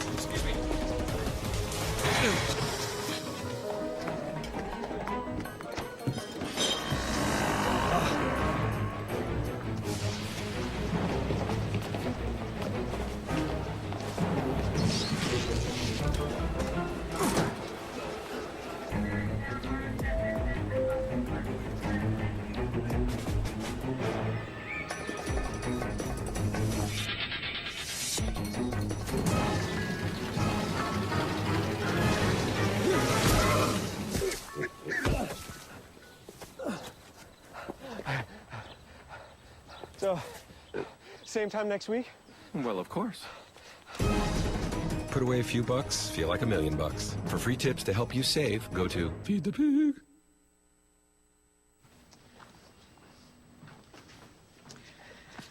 All right. I know this isn't any fun to talk about, but we should. Okay. So who's going to do what? I'll pack the dead batteries. Great. I'll only put what I don't need into a duffel bag. Perfect. That's totally unhelpful. No problem. Meanwhile, I will try to comfort everyone by speaking in a calm voice. And I'll try to get the generator going without any gas. Oh, let's not forget the cell phones, which probably won't work. Right. And who is going to handle supplies? I can forget to do a list for us. Thanks, pal. Well, I think we couldn't be any less prepared. I'm proud of you guys. Talk to your kids about who to call, where to meet, what to pack. Visit ready.gov/kids for tips and information. Hey, thanks for stopping by. You know, I followed your character since the first episode. I'm a big fan, big fan. Thank you. And listen, your storyline, it makes for incredible TV drama. Thing is, your drug use is very adult content. Too adult for the kids. So I'm gonna have to block you. Oh, man. Yeah. Well, have a good one. You're a nice lady.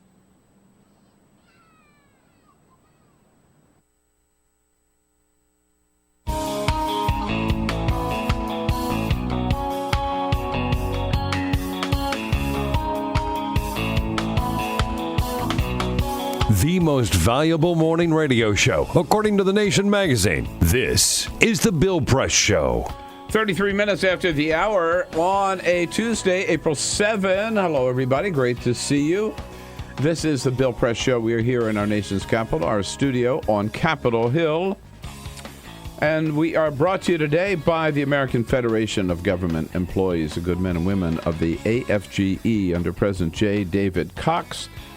Proud to work for America every day and all of our federal agencies across the board. We salute them, thank them for their support, and direct you to the website. You want to find out more about their good work at afge.org.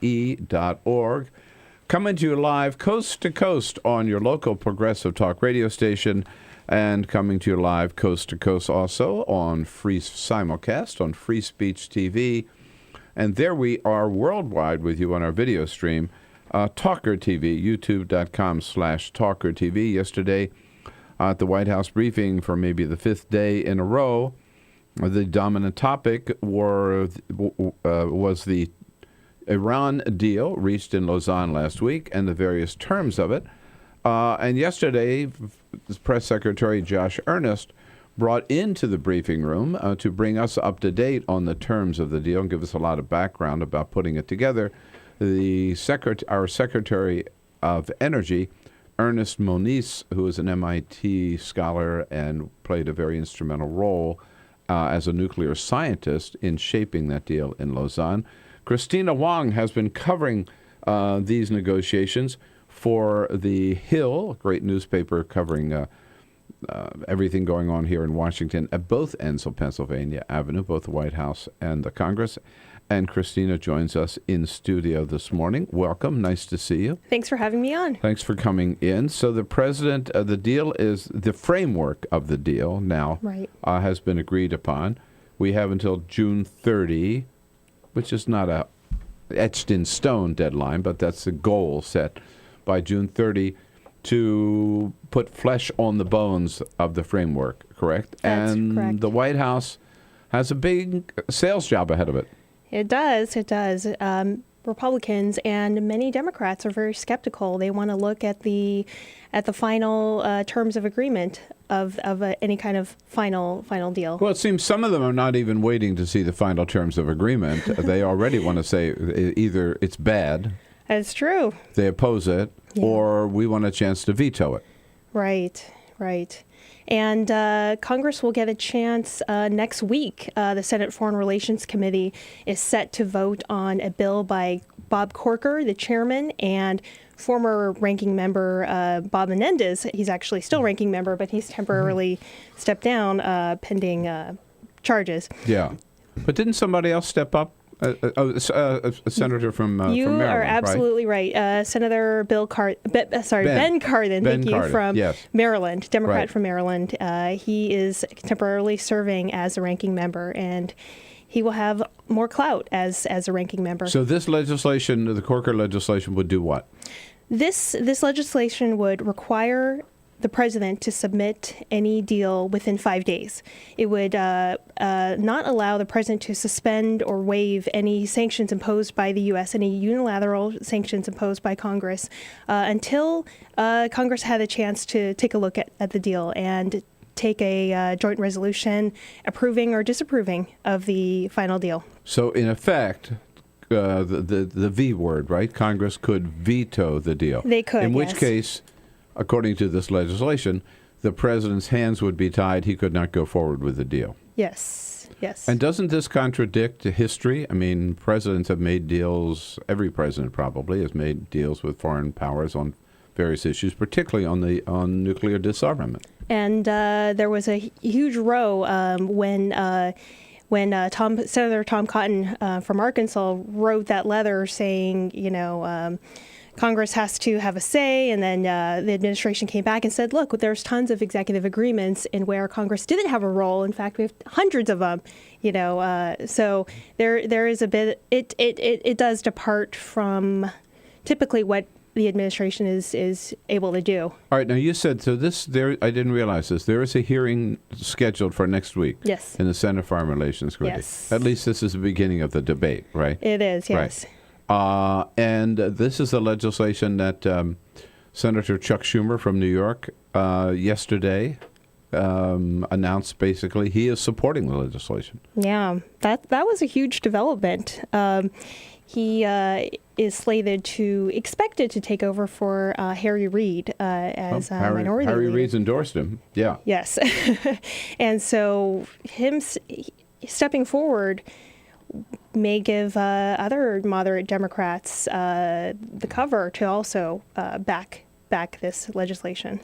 And it wasn't with Schumer, it wasn't like, I'm going to study the legislation, or, yes, we have a role, and we should do what some people had talked about was a resolution that would not be binding. Right? Yeah, it would just be an expression of opinion, if you will, by the Senate. No, Schumer actually endorsed the veto. Yeah, and he or is...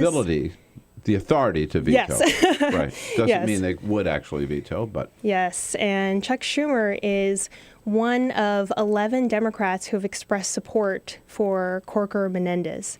And so it signals, I've been watching each Democrat that has previously supported or co-sponsored the bill, and I believe, I don't remember the exact number, but at least 4 or 5 have come out to say we still support this legislation.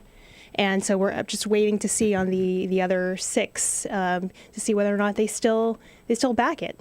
How many how many Democrats do the Republicans need? They need 13. So if every single Republican votes in order to get a veto-proof majority. Right. So they need the Republicans need 67 votes in the Senate, and there's 54 Republicans. You need 13 Dems, and So that's where the White House is going to be focusing. Yes. And will the first is the first goal of the White House just to say, all right, at least don't do anything until June 30th? That's what they're trying to do right now.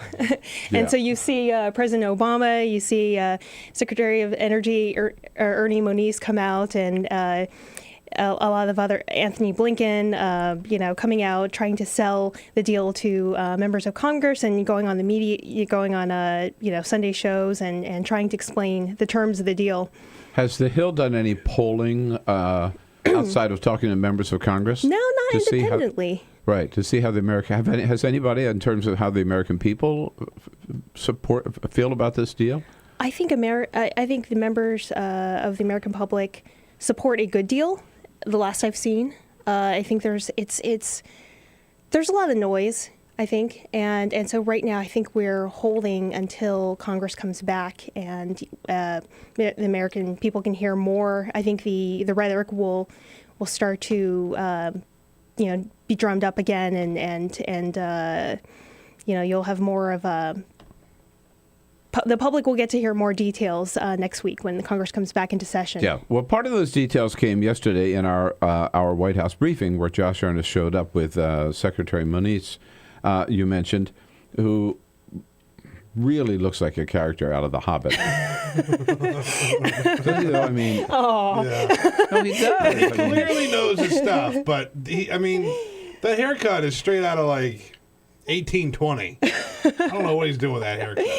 Didn't you say somebody was talking about a founding father? Yeah, when he showed up at the State of the Union, he was in the audience for State of the Union, and somebody tweeted a picture of him sitting in the audience saying, it must be a really special night for President Barack Obama to actually give a State of the Union to an actual founding father. But if you haven't seen him, go Google Ernie Moniz or Ernest Moniz. Yeah, Moniz. But the thing of it is, he knows his stuff. Yeah. And at the briefing yesterday, he was really good. And one of the things that he said, I mentioned earlier with Igor Volsky from Think Progress, that he started out. He said, "Okay, I want to tell you about this deal. Now, here's the way I want to do it. There are 4 ways you can get to a nuclear bomb: plutonium, uranium." Covert. There's a covert path. Covert is the 4th one. I forget what the 3rd one was. Right? I don't have my notes with me from. Was it the no? There's also buying the equipment from, or smuggling the equipment, the necessary equipment. So buying from, say, technology from, say, North Korea. Is that perhaps it? No, not really, although that might be under the convert thing. But at any rate, whatever the 4 were, he said, so here are the 4 paths. Boom, boom, boom, boom. Now, here's how we have blocked every one of those paths in this deal. Boom, boom, boom, boom. It was pretty convincing, very convincing, I thought. And then their questions were, this is just like a temporary Band-Aid. And he said, no. He said, you're wrong. Parts of this are good for like 10 years, parts are 15, parts are 25, and parts are ongoing. So he said, this is not a temporary deal. His phrase was, this is a forever deal. And people sort of went, whoa, right? Yeah. Again, very, very strong, very persuasive, I thought. So we're going to see more of him, don't you think? I think so. I think he's a good spokesman, given his technical knowledge. I think he's a funny character, He gets people's attention, and so he's definitely a huge part of the sell job. The Hill actually did a story, our energy reporter, Tim Kama, on just the fact that his presence there gave the U.S. more credibility. Was, I believe, Iran brought in their person that's equivalent to his position. Yeah. So you had to have him there. I think it's interesting, though, if you look at what Iran outlined in a document versus what the U.S. outlined in a document, there are a lot of discrepancies. So when Ernie Moniz says this is a forever deal, you look at the Iran document, it says, we will only voluntarily and temporarily implement this, and there's still a lot of discrepancies. But he talked about that, and he said he said no. He said, look, there are 4 pages of bullet points. He said there are not 2 documents. There's 1 document. But he said, obviously, we emphasize certain parts of that document, and Iran emphasizes other parts, but it is one and the same document. So no difference between documents, just in what we think is important and what we want to talk about, the 2 nations talk about. It's fascinating stuff, and it's just getting started. Kristina Wong all over it with The Hill. We'll continue our conversation. Welcome your participation, your calls at 866-55-PRESS, and we'll be right back.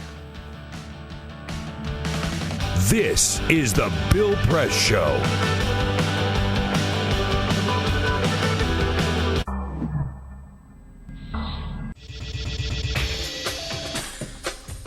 Tune into Free Speech TV for Democracy Now!, a national, independent, award-winning news program bringing you people and perspectives rarely seen on corporate media.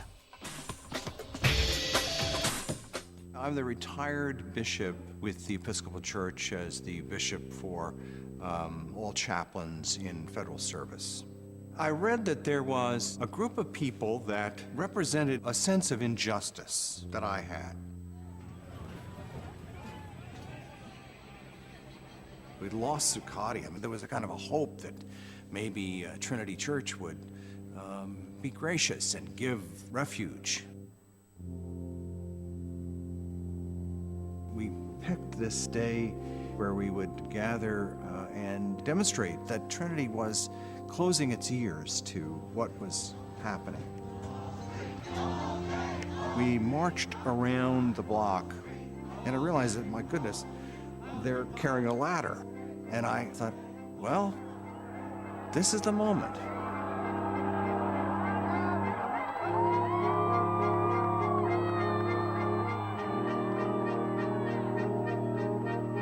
You could feel a spiritual presence. You could feel a certain something.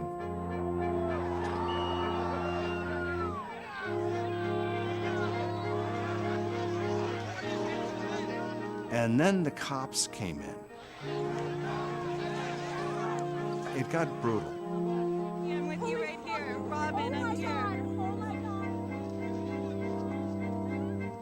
The church needed, in this moment in history, to stand alongside of these protesters. The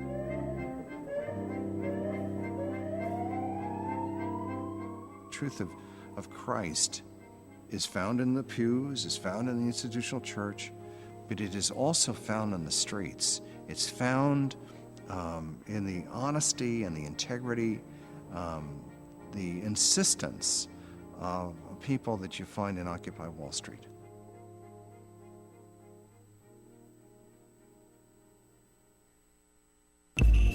Tune into Gay USA with hosts Ann Northrup and Andy Hum for in-depth coverage of lesbian, gay, bisexual, and transgender news. Watch Gay USA every week, only on Free Speech TV. What the frack? What the frack? What the frack? What the frack? President Obama, are you fracking kidding me? Reopen the EPA studies in Texas, Wyoming, and Pennsylvania. Fracking pollutes our oceans. Fracking poisons our water. Fracking makes climate change worse. Fracking relies on toxic chemicals that cause cancer. Ban fracking now. Ban fracking now. Go on. Ban it. Ban fracking now. Please.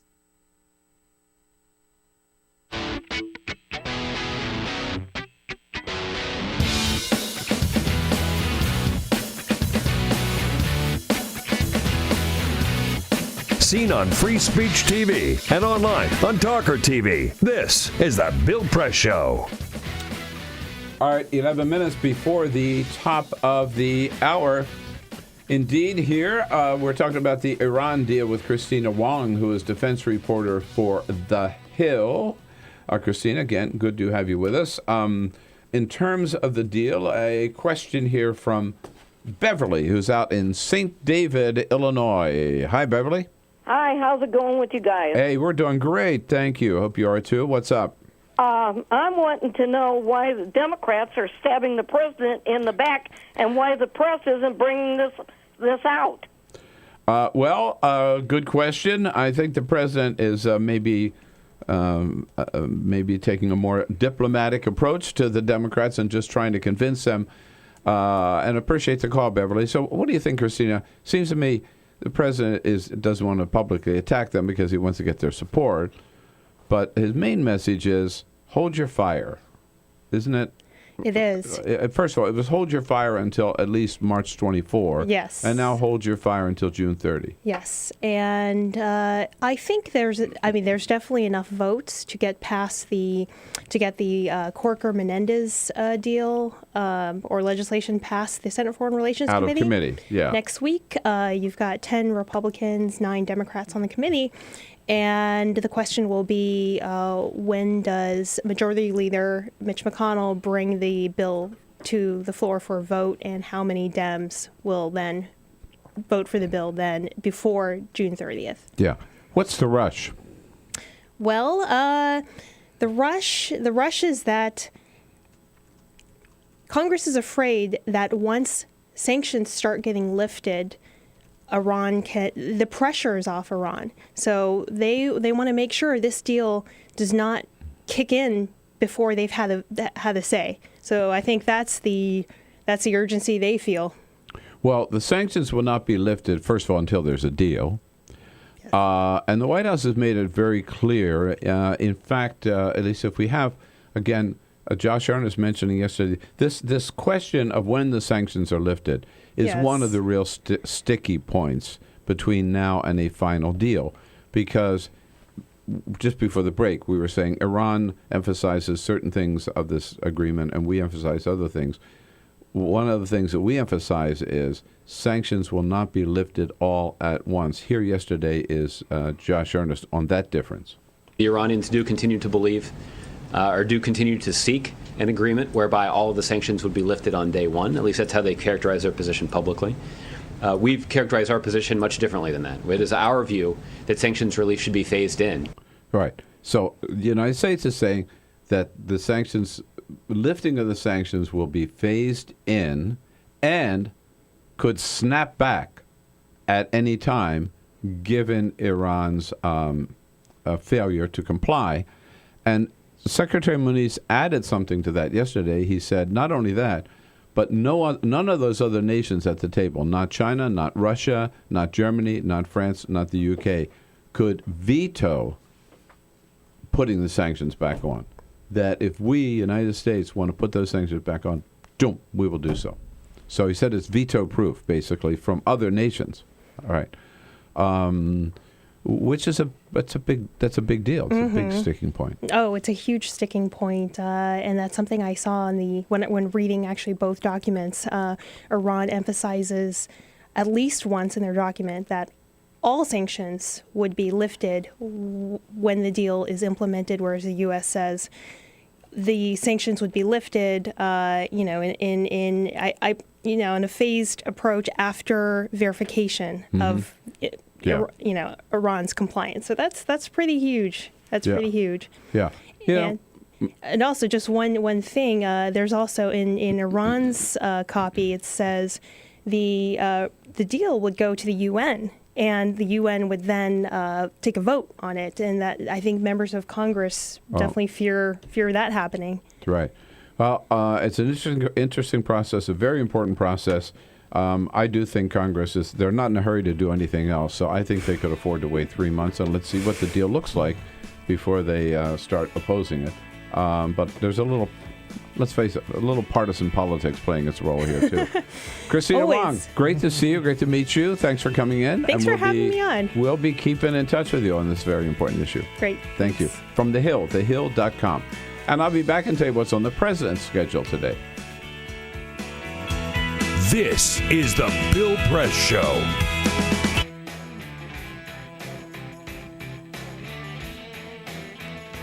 Okay, hour number 3 coming up pretty soon here. You're going to lose us on Free Speech TV until 5 o'clock Eastern or 5 p.m. Eastern, 4 p.m. Central. But you can watch it live this third hour coming up on TawkrTV, our video stream, youtube.com/Tawker, TAWKR-TV. What happens with Rolling Stone now that they admitted that their entire article about the University of Virginia was wrong? Hadas from Politico joins us to talk about that. And will Congress succeed in getting veto power over the Iran deal? Jen Bendery from Huffington Post covers the Congress. She'll be in studio with us as well. A very big, exciting hour number 3 coming up, so stay right there.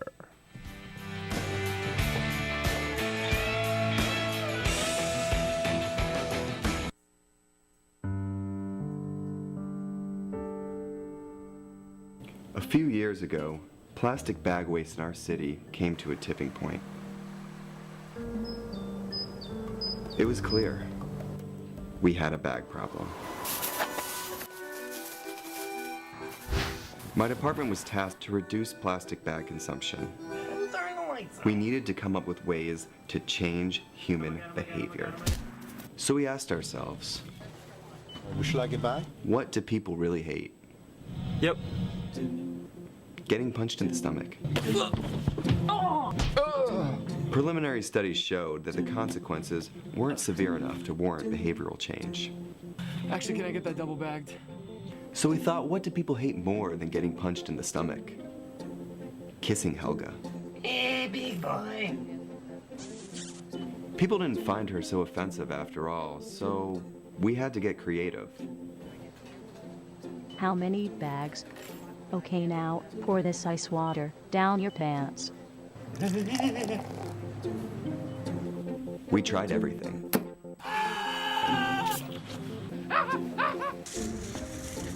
Eat this rat. Defuse this bomb. Even fighting your clone. After blowing through millions of dollars of government funds on research, I came up with a brilliant idea. Why don't we just charge 5 cents per bag? That's a stupid idea. Would you like a bag? Yes. 5 cents a bag. 5 cents? 5 cents? Do I still have the option of getting punched? Honestly, I don't know how everyone else missed it. Why don't you just get a reusable bag?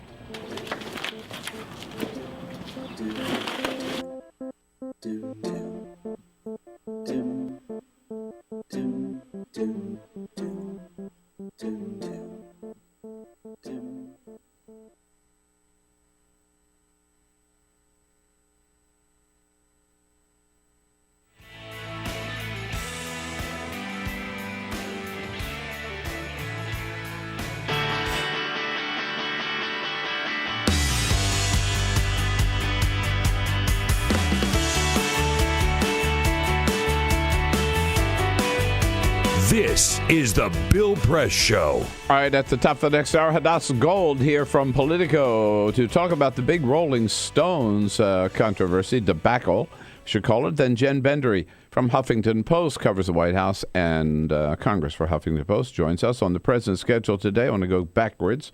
He will be doing this afternoon a roundtable at Howard University to talk about climate change. He and the vice president have lunch today in the private dining room. He gets a daily briefing late this morning, but here's the problem for me. At 9:30 this morning, he will be hosting a prayer breakfast in the White House. Prayer breakfasts don't belong in the White House. Religious ceremonies don't belong in government buildings. Mr. President, read the Constitution, read Thomas Jefferson, read James Madison. And this is a Christian, for Christians only in the White House. This Horrible. is the Bill Press Show.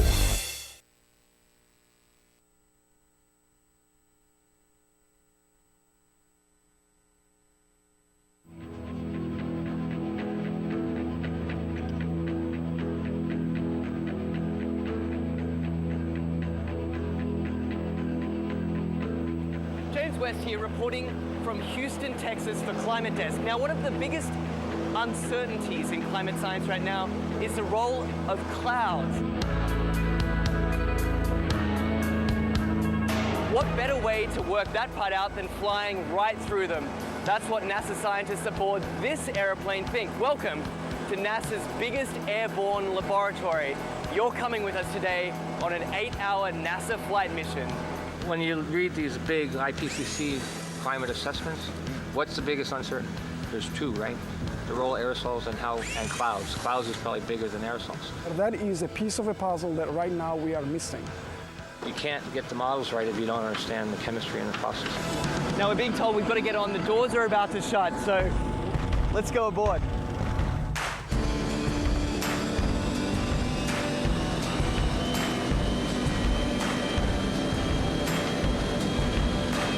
Every time you turn on the weather, every time you hear a climate change prediction, that information has to come from somewhere. And it starts by getting sucked out of the air from planes like this.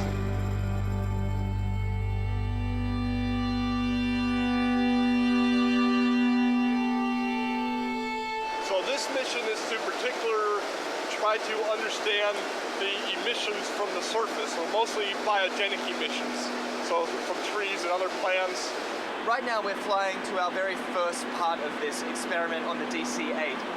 Over Arkansas, there's a particularly pungent bouquet of emissions that scientists are interested in measuring. Well, these emissions lead to both aerosols and to molecules that both destroy and create ozone. So these are very important things to understand for climate studies. How it will manifest itself, it will be in more accurate and more reliable predictions. So what we're doing is taking a series of flyovers, each at a different level of the atmosphere, scooping up those emissions, testing them, and hopefully scientists are going to see exactly what's in this column of air all the way up. The data that we collect in one flight can keep busy 60 scientists and students for 3 years, 4 years. We're still studying data from data collected 20 years ago. In fact, this particular mission today is its most heavily equipped in its nearly 30 years of service. Each one of these consoles here is a specially equipped scientific instrument designed to collect all sorts of different data in real time. And this instrument here tracks the sun. We're looking at mist chambers. They're used to strip soluble gases. This black line is the CO2. It's about 390 ppm right now. We're putting these filters in the bags that we've got the aerosols that we trapped out of a certain amount of air. And so we're sampling up here about 150 liters a minute. That ultimately flows back into the operational models. It flows back into what goes on TV every day. Anyway, I got to get this sample going. You do it. It's a busy man at work. We can't let him rest. Well, get this. We've just spent 2 hours crisscrossing this one cloud formation. In, back out again, back in again. Then they grow, and we track them as long as we can, and then we let it go. Even one cloud can hold a host of answers to the mysteries of climate change. The patterns of, where the clouds are, what type of clouds we see, what kind of weather systems they're associated with it, that'll all be shifting in a shifting climate, in a world with climate change. Then the big spark is this, is when we actually get the meat on the grill. And then it will be some time to process it.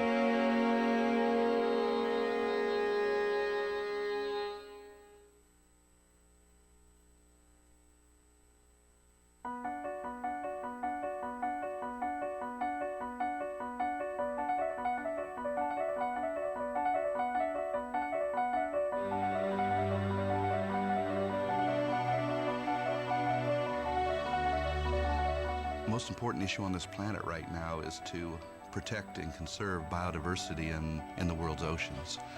And I don't think people realize just how intimate our connection is with the oceans themselves. Not only do they provide the very foundation of life and control our weather, but life just simply could not exist without a healthy ocean. The real problem, though, is apathy.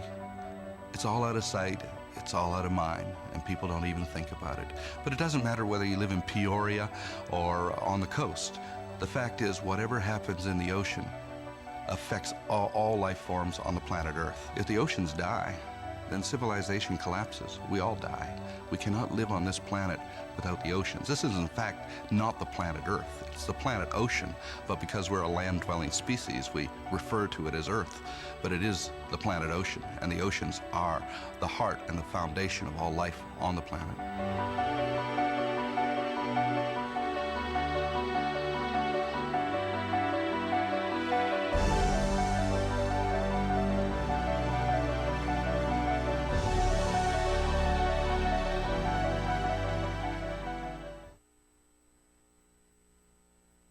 What the frack? What the frack? What the frack? What the frack? President Obama, are you fracking kidding me? Reopen the EPA studies. In Texas, Wyoming, and Pennsylvania. Fracking pollutes our oceans. Fracking poisons our water. Fracking makes climate change worse. Fracking relies on toxic chemicals that cause cancer. Ban fracking now. Ban fracking now. Go on.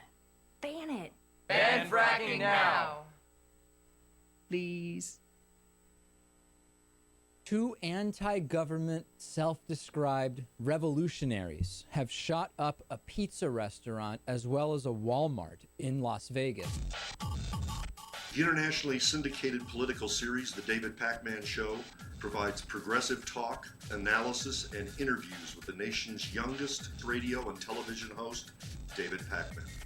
Find out more and catch up on all the latest episodes by visiting our website at freespeech.org.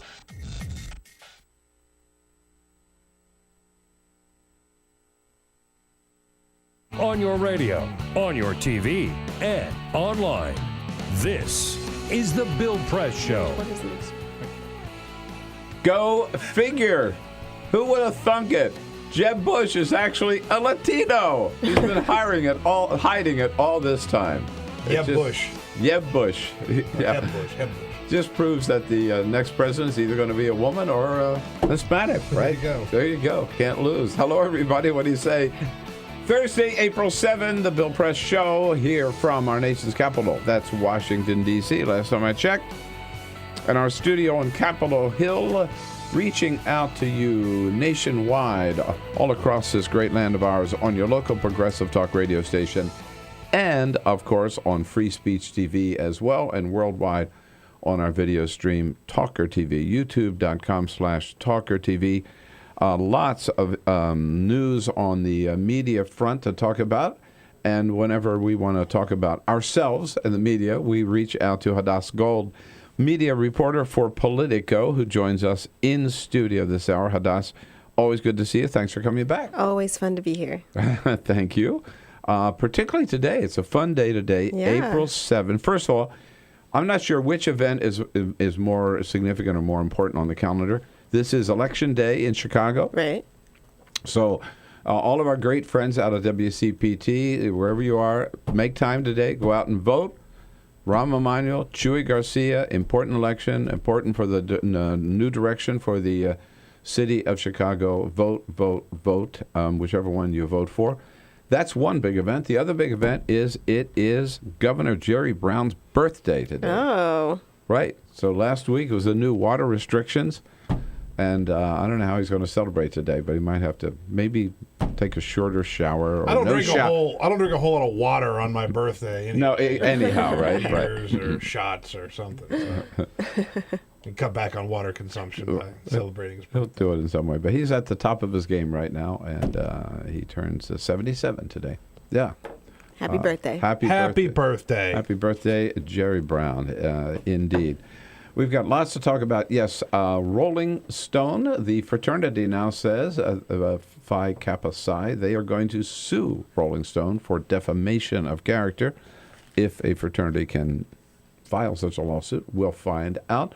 Hadas Gold will bring us up to date on that and a lot of other stuff in the news. But first, Peter, with the big stories of the day. Full Court Press. Yes, indeed. Just a couple of other stories making news this morning. Congratulations to the Duke Blue Devils. They won the NCAA men's did they ever. basketball final last night. They defeated Wisconsin 68-63. It was a competitive game. They stayed close for most of the game, but in the end, Duke pulled away. This is the 5th national title for head coach of Duke, Mike Krzyzewski. That puts him into the 2nd place among Division I men's coaches. Number 1 is John Wooden, who has 10. Is that right? So, yeah, Coach K has quite a ways to go before he catches him. So, Bill, have you ever quit a job because you didn't like your manager? No, but I've been fired. Yeah, you've been fired 5 or 6 times. There's a new Gallup study that takes a look at worker-manager relationships. It finds out that 50% of Americans left a job strictly to get away from one manager, like the one person that they answered to. Huh. They didn't like that person. Have you, Hadas? So they left. Have you quit because you...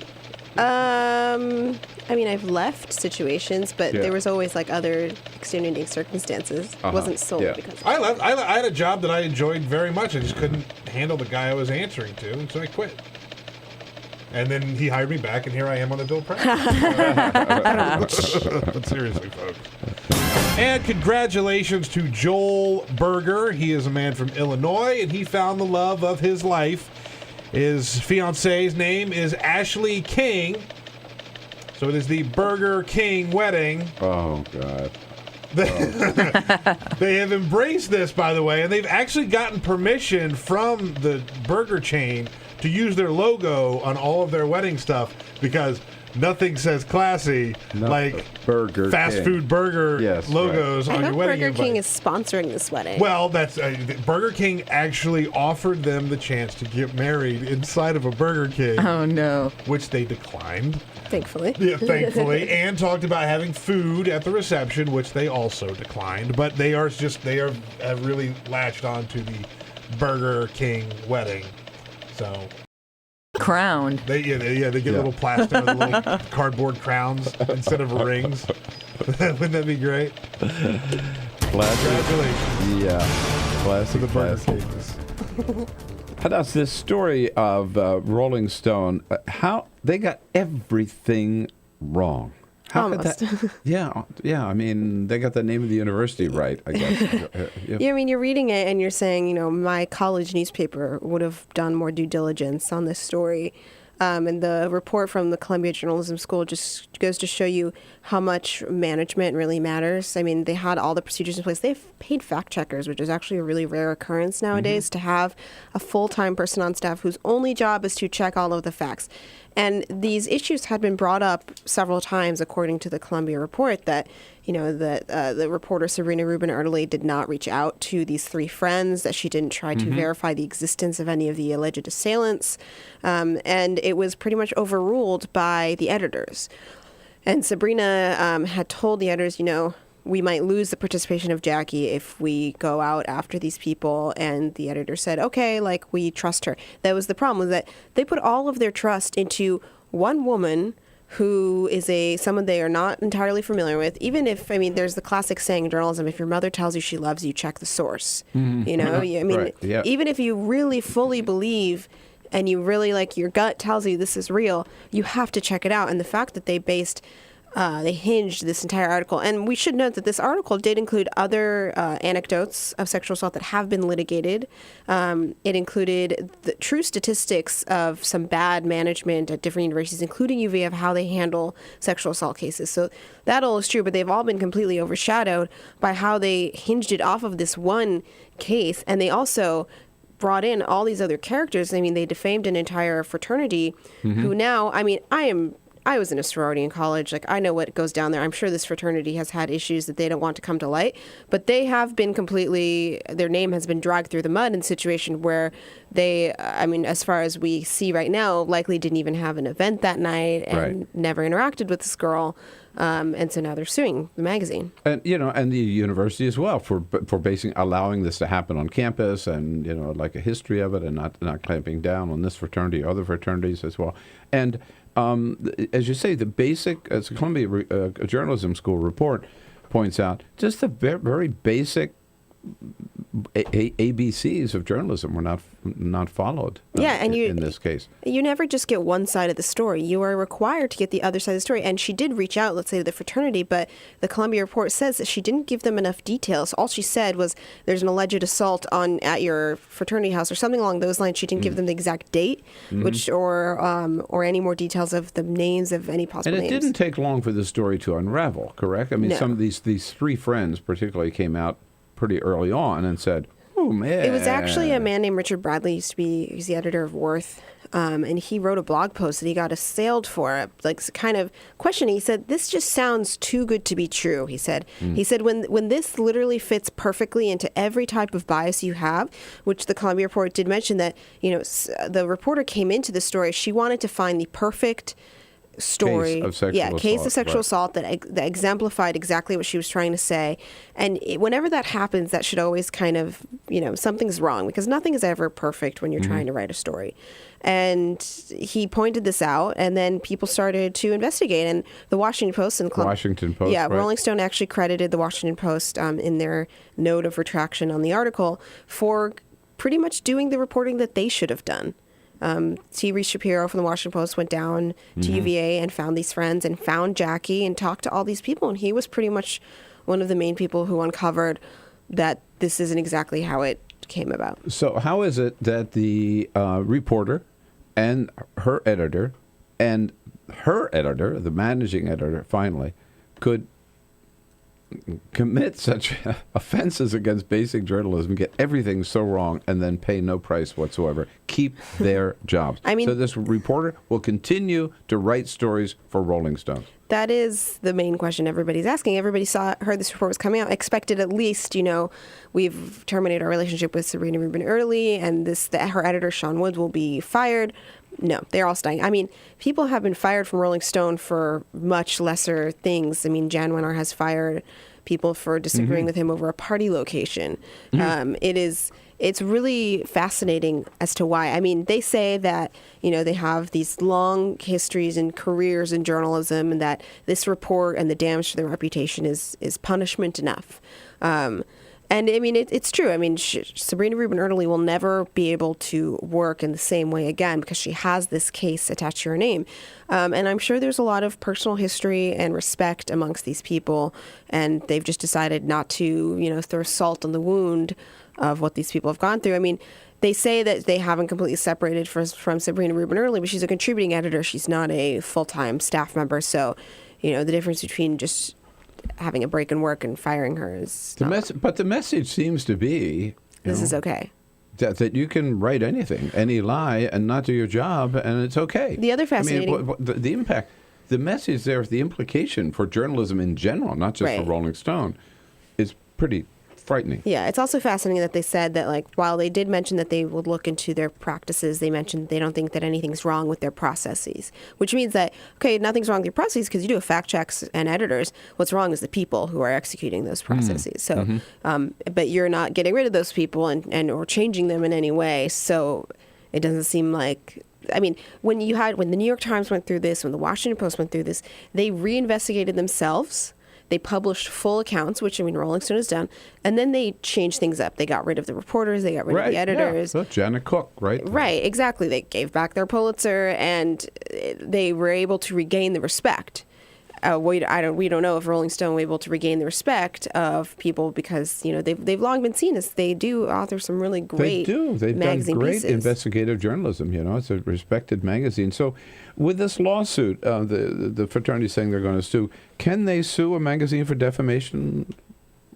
I mean, are there case studies of that? Have you had a chance to look into it yet? I'm no legal scholar, as much as my parents would love me to be one. But I am pretty sure that they are able to do so as a group because you can't sue the government, but I guess you could sue. You can sue a magazine, and it's depending on the size. So because the fraternity is probably a small enough group.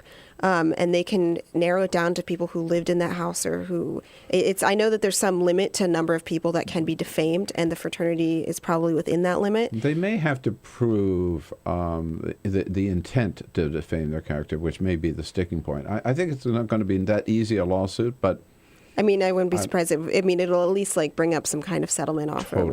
Totally, yeah. And we've also this Rolling Stone thing comes on the heels.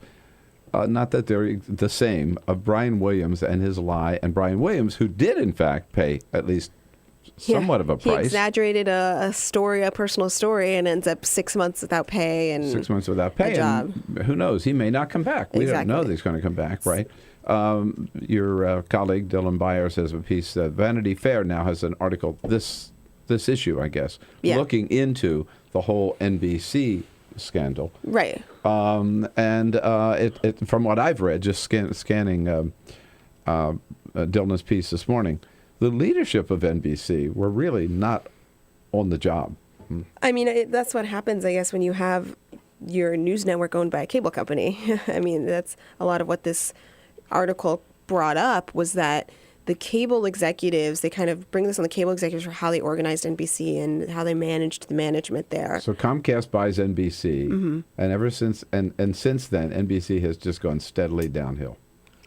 That may be exaggerated. Yeah. But they have lost some ground. Yeah, there's lost some ground. They've had some issues, and it's just a case of, it's almost, you can equate this in some ways to what happened at Rolling Stone, is when you let your talent and your people supersede any type of checks and balances or normal processes you have in place. I mean, if I had done what Brian Williams had done, if I had done what Sabrina Rubin Erdely had done, none of that would have ever made it, because an editor is very still skeptical of me because I'm young and I haven't necessarily proven myself. I don't have a name like these people do. And I would have been fired immediately had any of it happened. Mm-hmm. And that's what happens when you get these big personalities and these, there was an article, I think, in New York Magazine about, like, what is an anchorman anymore? He's almost like Wizard of Oz. He's a Wizard of Oz in a suit reading lines. Right. And that's what pretty much the Vanity Fair story brought up, was just what happens up top really affects, how things are run and how the talent works. That the the phrase, I think, was the inmates were running the asylum at NBC. Yes. And so you had Brian, who obviously had a tendency to embellish his stories, right? And they'd known that for a long time. Right. And they didn't do anything about it and just let it go and let it go and let it go. And look what happened. Exactly. Yeah. Vanity Fair on NBC, Hadas Gold on Rolling Stone. Your questions, your comments. And Rand Paul announces today, what is his relationship with the media? Hadas Gold has written about that for Politico. We'll get into that when we come back and take your calls at 866-55-PRESS. This is the Bill Press Show.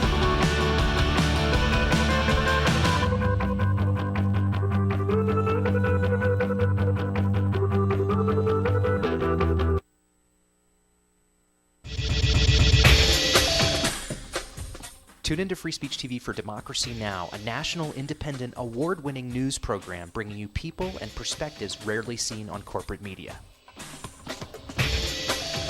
Grunt work. Love it, hate it, useful, not useful. Necessary.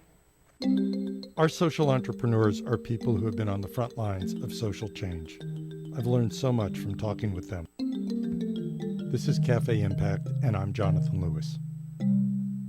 I will say that I think is a challenge for anyone, especially the new workforce as they come in, is the ability to accept grunt work with grace.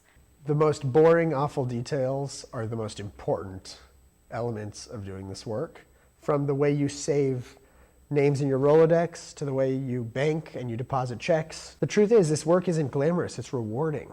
You don't go into this for the glamour, you go into it for the impact. And so it takes that determination to do the scut work to actually get anywhere. It can be really challenging in a first job for someone who's coming out of finishing school to have the enthusiasm that they do to make the type of social impact that they've dreamed of. And now they're here in this first job and all of a sudden they're shouldered with all this grunt work. And they don't understand and they don't get it and they're resentful. Talk more about the power of answering phones. Sure, I did that myself, took out the trash, cleaned offices when I had to, and it's all good. There's power in being a good team player and in being somebody who sometimes has to support other people's leadership before you get to have your own moment in the sun. Is it hard to wait? It is absolutely hard to wait, especially if you're an alpha female like I am. I think grunt work can help a new employee build trust internally and teach them the nuances of how an organization is run so that they can have a real good sense of what HR is doing, what finance is doing, what all the other departments are, and that actually makes them a better employee in the long run. So in my role on a daily basis, I literally can be looking at a new venture in software. We could be looking at a microfinance deal. I could be making coffee, taking out the trash, and riding a tractor on any given day. Have you found people who thought it was demeaning that they were given this job, work in the front office and make the coffee when they graduated with all A's from this great university? Yeah, people like that just don't last very long in our world. If your approach to life is that, you're so smart and you're such a fabulous entrepreneur that you can't understand why people aren't giving you opportunities, it's really hard to advance.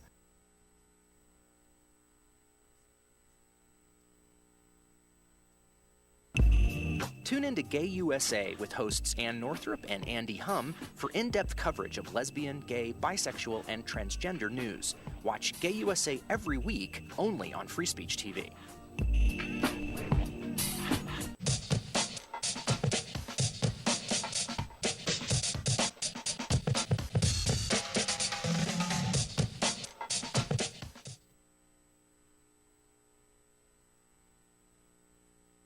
What the frack? What the frack? What the frack? What the frack? President Obama, are you fracking kidding me? Reopen the EPA studies. In Texas, Wyoming, and Pennsylvania. Fracking pollutes our oceans. Fracking poisons our water. Fracking makes climate change worse. Fracking relies on toxic chemicals that cause cancer. Ban fracking now. Ban fracking now. Go on. Ban it. Ban fracking now. Please.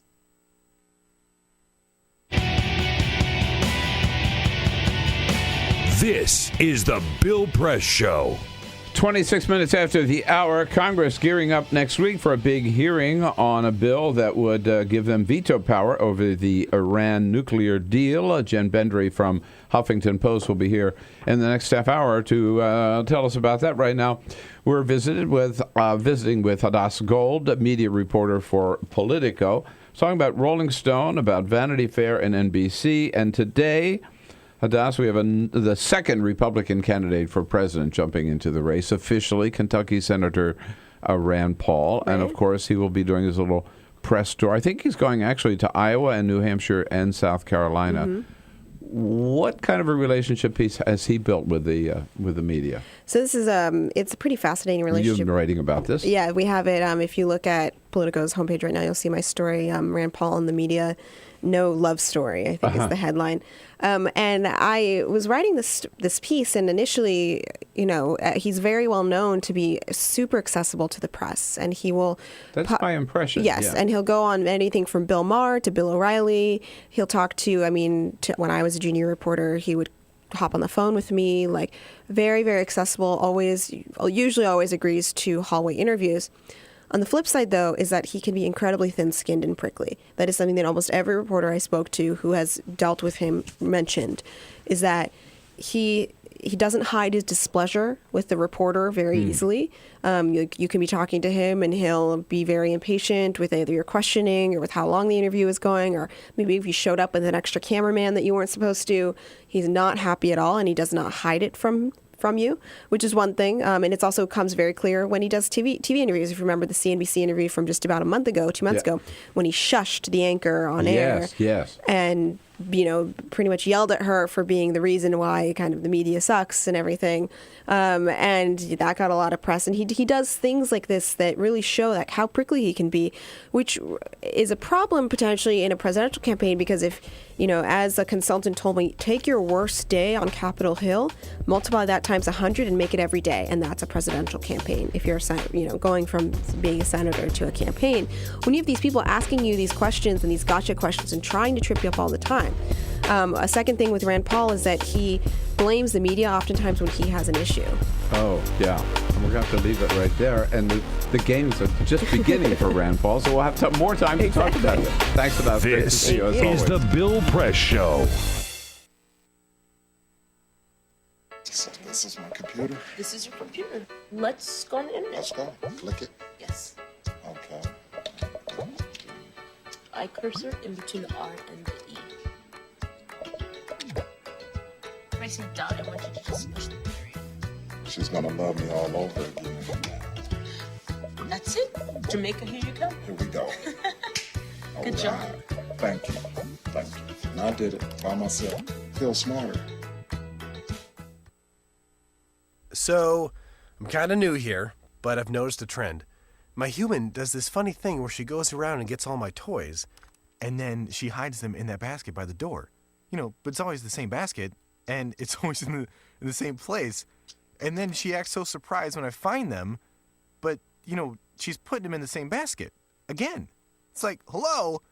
That's where you put it last time. You were the worst at hide and go seek.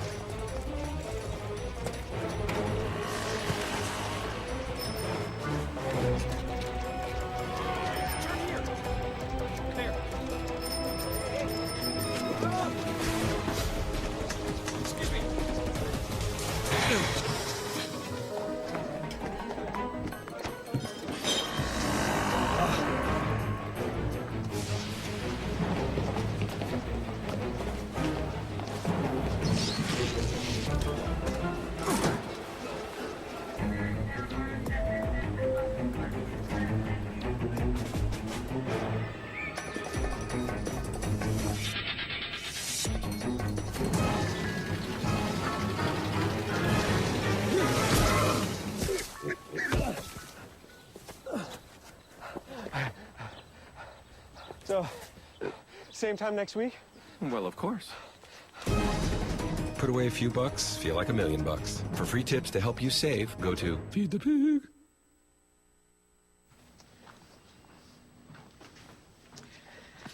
All right. I know this isn't any fun to talk about, but we should. Okay. So who's going to do what? I'll pack the dead batteries. Great. I'll only put what I don't need into a duffel bag. Perfect. That's totally unhelpful. No problem. Meanwhile, I will try to comfort everyone by speaking in a calm voice. And I'll try to get the generator going without any gas. Oh, let's not forget the cell phones, which probably won't work. Right. And who is going to handle supplies? I can forget to do a list for us. Thanks, pal. Well, I think we couldn't be any less prepared. I'm proud of you guys. Talk to your kids about who to call, where to meet, what to pack. Visit ready.gov/kids for tips and information. Hey, thanks for stopping by. You know, I followed your character since the first episode. I'm a big fan. Big fan. Thank you. And listen, your storyline, it makes for incredible TV drama. Thing is, your drug use is very adult content. Too adult for the kids. So I'm gonna have to block you. Oh, man. Yeah. Well, have a good one. You're a nice lady.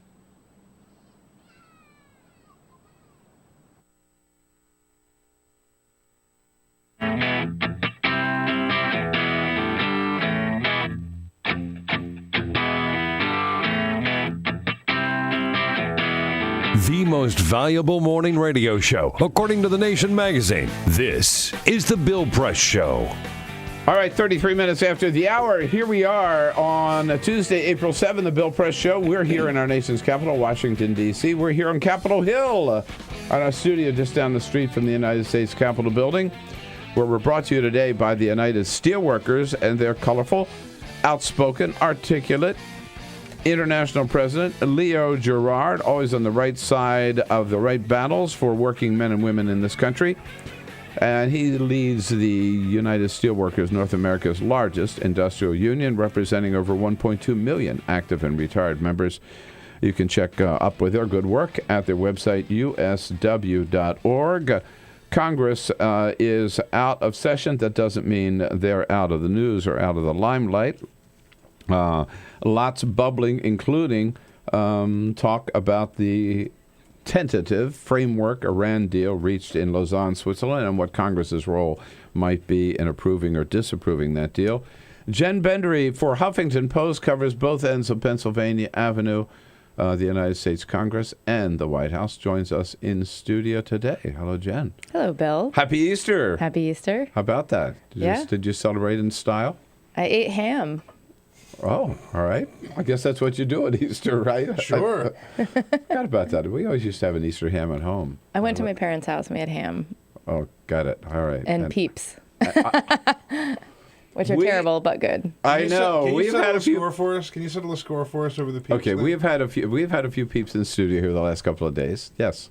Mm-hmm. So Bill's sister, who is like a peeps fanatic, she loves the queen of peeps. She says the way you eat peeps is you open them up, you let them sit for a couple of days, and let them get kind of crunchy on the outside, and then you stale eat sort of on the stale. outside. It's stale. I didn't want to say stale because I didn't want to, but they're stale. And then you eat them that way. I mean, I like it when they're chewy. So why would I leave them out to become stale? Yeah, that's right. Well, because the inside is still chewy. That's But the outside is already crispy because it's coated in that purpley, pink, blue, yellow, whatever, sparkle, sugar goodness. All right. I will give you my sister's phone number, and you can call her up, and you guys can debate this issue on another time. But those things probably have no expiration date. No. Oh, no. Those things will last to the apocalypse. Yeah. Right, yeah. It will be like cockroaches and peeps. Mm-hmm, there will be, right. You know, when the archaeologists come by centuries from now, that's what they'll have a peep in a case. That's what they'll find. Chuck Schumer surprised the White House yesterday with an announcement about the Iran deal. Tell us about it. Well, he actually said that last week. Oh, he did. It's just getting more traction this week. Got it. Okay. But he is poised to be the next Senate Democratic leader, so he's No doubt more about relevant. it, I think, right? I mean, Harry Reid's endorsed him. Nobody's running against him. Yeah, he's already cleared the way for his own ascension. So, so his importance in the Senate just went up. And he says he supports this bill to require Congress to sign off on any Iran deal, which some people see as a really, it's driving a wedge between him and Obama already as he's moving up in the Senate. Right. And I know on our website there was a charge, that he is inching us closer to war by doing this, because the argument is to be made that, if you don't let this deal happen and negotiations play out, that there's no other alternative to this deal except military action. So if Chuck Schumer is saying, I want to mess with this deal and try to shape it, as part of Congress, some people might say, well, then you are not helping us to avoid war. I read where his statement is, okay, I support the legislation which would give Congress the authority to veto the final deal, but it doesn't mean Congress would veto the entirety. It would just give them the authority to, which is sort of double talking, isn't it? In a sense that with Republicans in control of both houses of the Congress, if you give them the authority to veto, the chances are they're going to veto. Well, also part of this is that the bill allows 60 days for Congress to figure out whether or not it would veto a deal.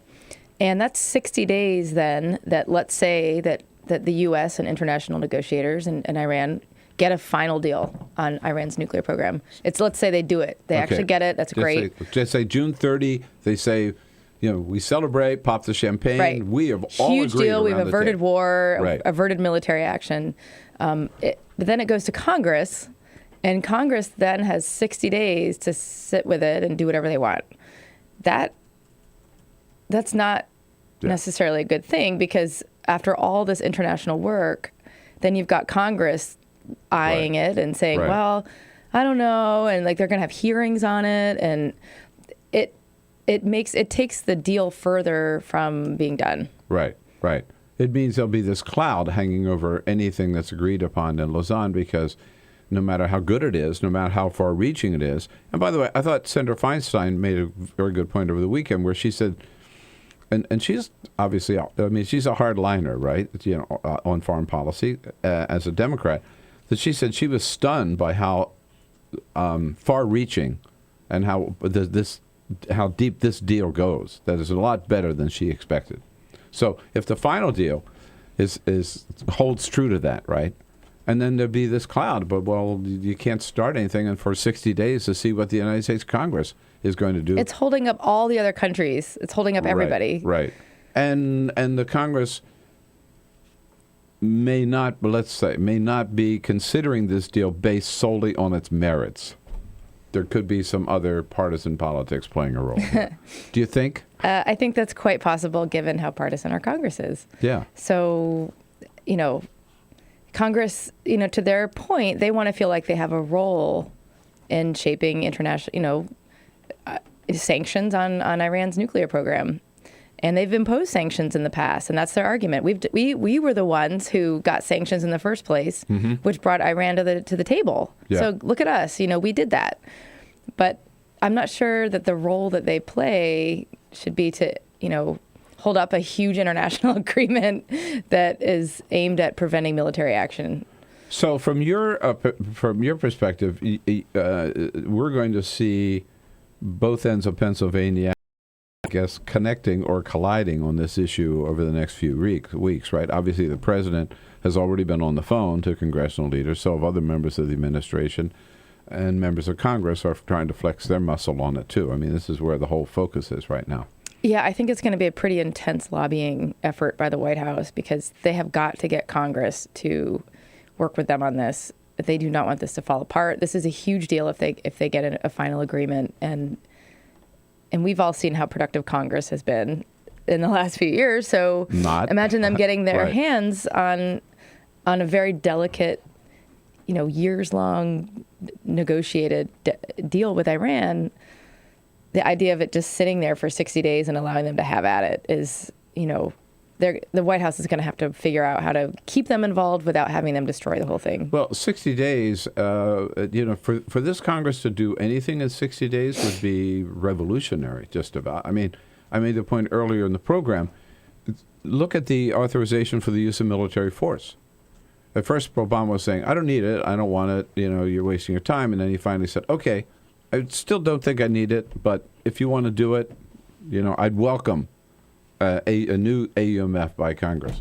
That was when? Last October, maybe, when he first said that? It was in the fall. And then they were going to say, well, we can't do it before Christmas because, we got to get out of town. We'll do it when we come back. Well, then we'll do it before the Easter. There's no movement at all toward it. They just don't agree on it. They cannot figure out how to move it. They just fundamentally disagree with its components. So they've had that authority and haven't acted on it. You give them authority over this nuclear deal, there could be a year and they wouldn't act on it. Well, it doesn't even seem like, based on precedent, that it's Congress's role to sign off on a major international deal aimed at preventing Iran from developing a nuclear bomb. Like, I understand that Congress has imposed sanctions in the past. Yeah. They can do more sanctions or revoke past sanctions. I get that. But it does not seem like it's Congress's role in the international realm to play that much of a part in hammering out this deal. That's exactly the argument that the White House has been making. Yes. There's president under Democrats and presidents, Republicans and Democratic presidents, that they've made substantial deals, particularly when it comes to nuclear disarmament, with other countries, without having to have approval of Congress. Right. That does seem like the president's job to do that. And if anything, Congress should, play a role on money-related issues. They're the ones who carry the change purse for everything. Mm-hmm. That's where they weigh in if they want to impose sanctions. I mean, there's a role for Congress. I just don't understand their argument that their role is to actually sign off on the whole thing or not. Now, have you met the Secretary of Energy, Ernest Moniz? I'm not sure if I've met him personally. Have you seen him on the Hill? Oh, yeah. Testify? Yeah. I've seen him. He's a funny little guy. It's hard to miss. But he was in a briefing room yesterday. Oh, I know. He's sharp, man. He's a nuclear physicist or something. Yeah, he's sharp. He can look however he wants. He can have whatever haircut he likes. I say he looks like a character out of The Hobbit, but he really knows his stuff. He was good in the briefing room. He's an MIT nuclear physicist who has been a direct negotiator in the Iran talks. So he knows what's up. Yeah. And his hair is awesome. I mean, somebody made a photoshopped image of him being the face on the Samuel Adams beers. I think, is it normally Patrick Henry? Yeah. But it looks... It's actually Sam Adams. On the oh, right. Sam Adams. But they put his face on it. Yeah. And it looks perfect. Of course. Right. Well, as people were saying earlier, when you're in a jam today, you bring in a founding father. That's right. That's right. There's a lot of memes based on Moniz, and one of them is like, it shows a close-up of his face, and it's like, Ernest Moniz time traveled 300 years just to see a black man become president. Yeah, and I'll tell you what, when I was listening to him yesterday in the briefing room, just nail it in terms of answering questions and explaining this deal. I was thinking to myself, where was somebody like him when Obamacare came around? They just had somebody out there who could say, here's what it is, and sell that deal. So I think we're going to need a scientist. Yeah, I think we're going to be seeing a lot of Ernest Moniz. Plus, he just seems so personable. Yeah. He's always kind of chuckling and fun, and he looks crazy with his hair, and he's just great. Jen Bendery here from Huffington Post on the news of the day, the big Iran deal. We'll be right back, 866-55-PRESS.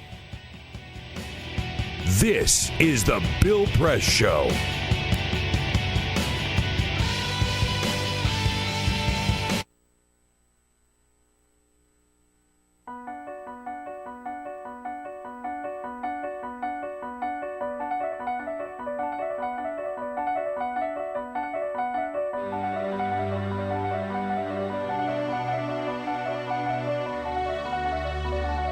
The most important issue on this planet right now is to protect and conserve biodiversity in the world's oceans.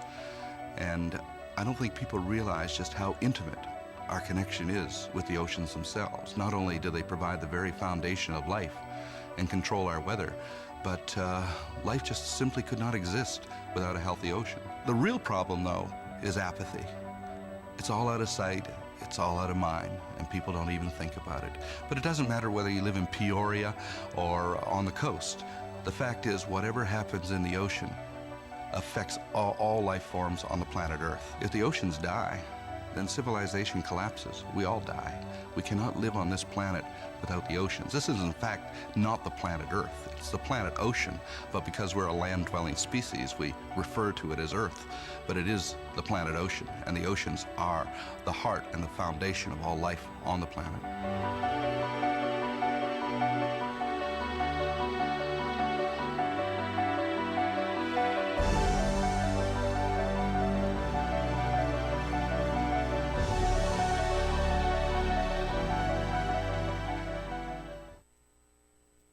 Two anti-government, self-described revolutionaries have shot up a pizza restaurant as well as a Walmart in Las Vegas.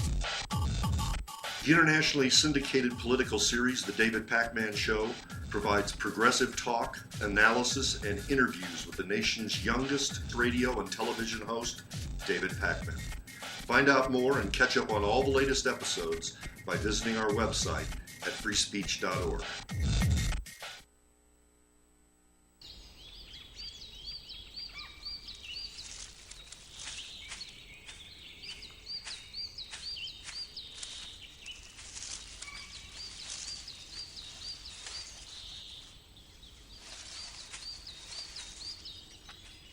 At Earth Justice, we defend the environment in the courtroom.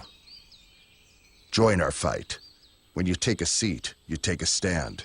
Earth Justice, because the Earth needs a good lawyer. Tune in to Gay USA with hosts Ann Northrup and Andy Hum for in-depth coverage of lesbian, gay, bisexual, and transgender news. Watch Gay USA every week, only on Free Speech TV.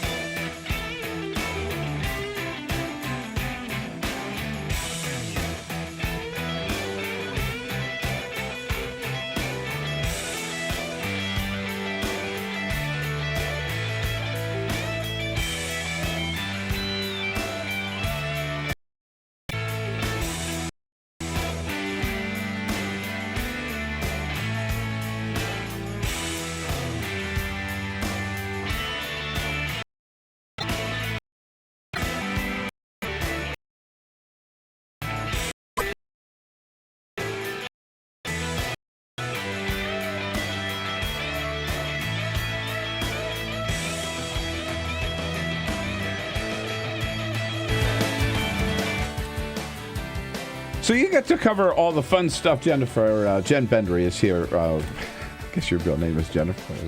Jen Bendery here from the Huffington Post as our guest, covers the White House and the Congress for Huffington Post. You get all the fun stuff. Like, I was at the White House yesterday. You were at the White House yesterday. I was on the north side for the White House briefing. You were on the south lawn for the Easter egg roll. That's right. I opted between daily briefing or hang out in the backyard with a bunch of kids and hidden eggs. So I went with the latter. That's pretty great. Obviously. I thought you made the right choice. Yeah. Now, were you there for the bees?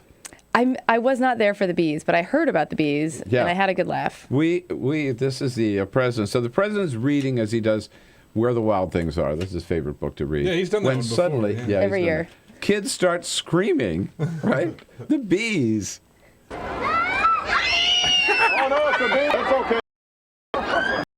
Bees are good. They won't land. They won't sting you. They'll be okay. That is amazing. Wait. Don't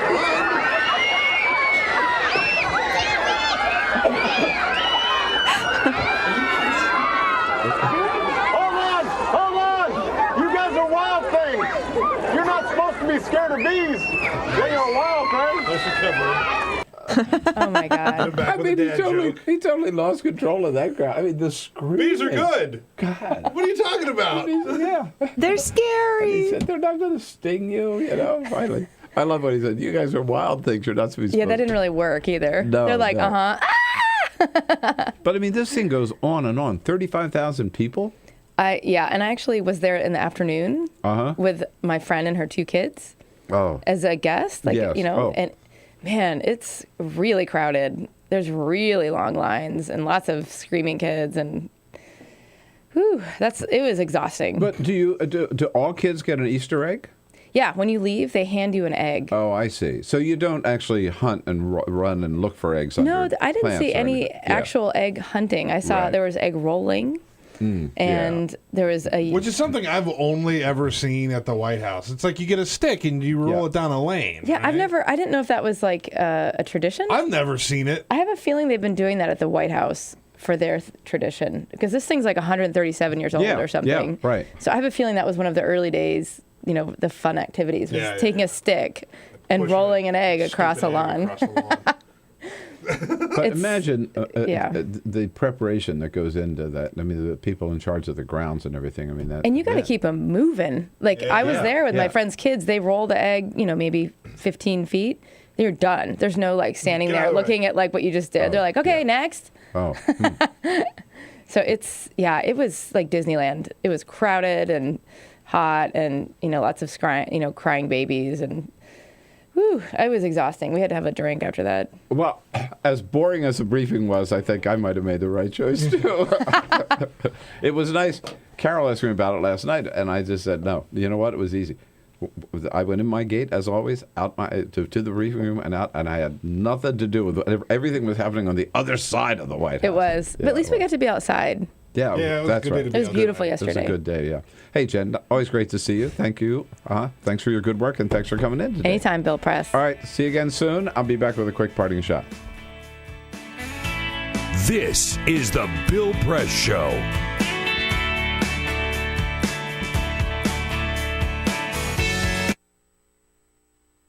It is possible to read the history of this country as one long struggle to extend the liberties established in our Constitution to everyone in America. In other words, who, according to our laws and culture, gets to be considered a person? The law creates legal personhood, and movements create law and change culture. So, how have the courts passed laws to shape our culture? That history goes way back before Citizens United. 1819, Dartmouth College versus Woodward, Supreme Court case, turned a corporate charter from a government-granted charter to a contract. This ruling gave corporations standing within the Constitution. 1886, Santa Clara County versus Southern Pacific Railroad. Though the court did not rule on corporate personhood, the decision was subsequently cited as a precedent to hold that a private corporation is entitled to the same 14th Amendment rights of due process and equal protection as human beings. This makes it impossible for us to make laws that treat local businesses any differently than giant multinational corporations, even if their business practices are deemed to be harmful to workers, the environment and communities, or if they have a history of violating the law. Hale versus Henkel, 1906. The court granted corporations the Fourth Amendment search and seizure protection. Dodge versus Ford Motor Company, 1919. The Michigan Supreme Court says the business corporation is organized and carried on primarily for the profit of the stockholders. Stockholder primacy is established. The purpose of the corporation, according to the court, is no longer to serve the public good, as it had been. It is now to maximize profit for shareholders above all else. Pennsylvania Coal Company versus Mahon, 1922. Corporations get the Fifth Amendment takings clause, meaning if you pass a regulation that impacts a corporation's ability to make a profit, that is deemed a taking, and they can sue for the right to future profits lost. This creates a chilling effect, and local and state governments become much more hesitant to pass laws in the public interest for fear that corporations can claim loss of potential profits that cities and states will be on the hook to pay. Buckley versus Vallejo, 1976. The Supreme Court rules that spending money to influence elections is protected under the First Amendment, in effect saying that money is speech. Citizens United versus Federal Election Commission, 2010. Today, the Supreme Court of Chief Justice John Roberts declared that because of the alchemy of its 19th century predecessors in deciding that corporations had all the rights of people, any restrictions on how these corporate beings spend their money on political advertising are unconstitutional. The court's ruling threatens to undermine the integrity of elected institutions across the nation. It's a rejection of the common sense of the American people.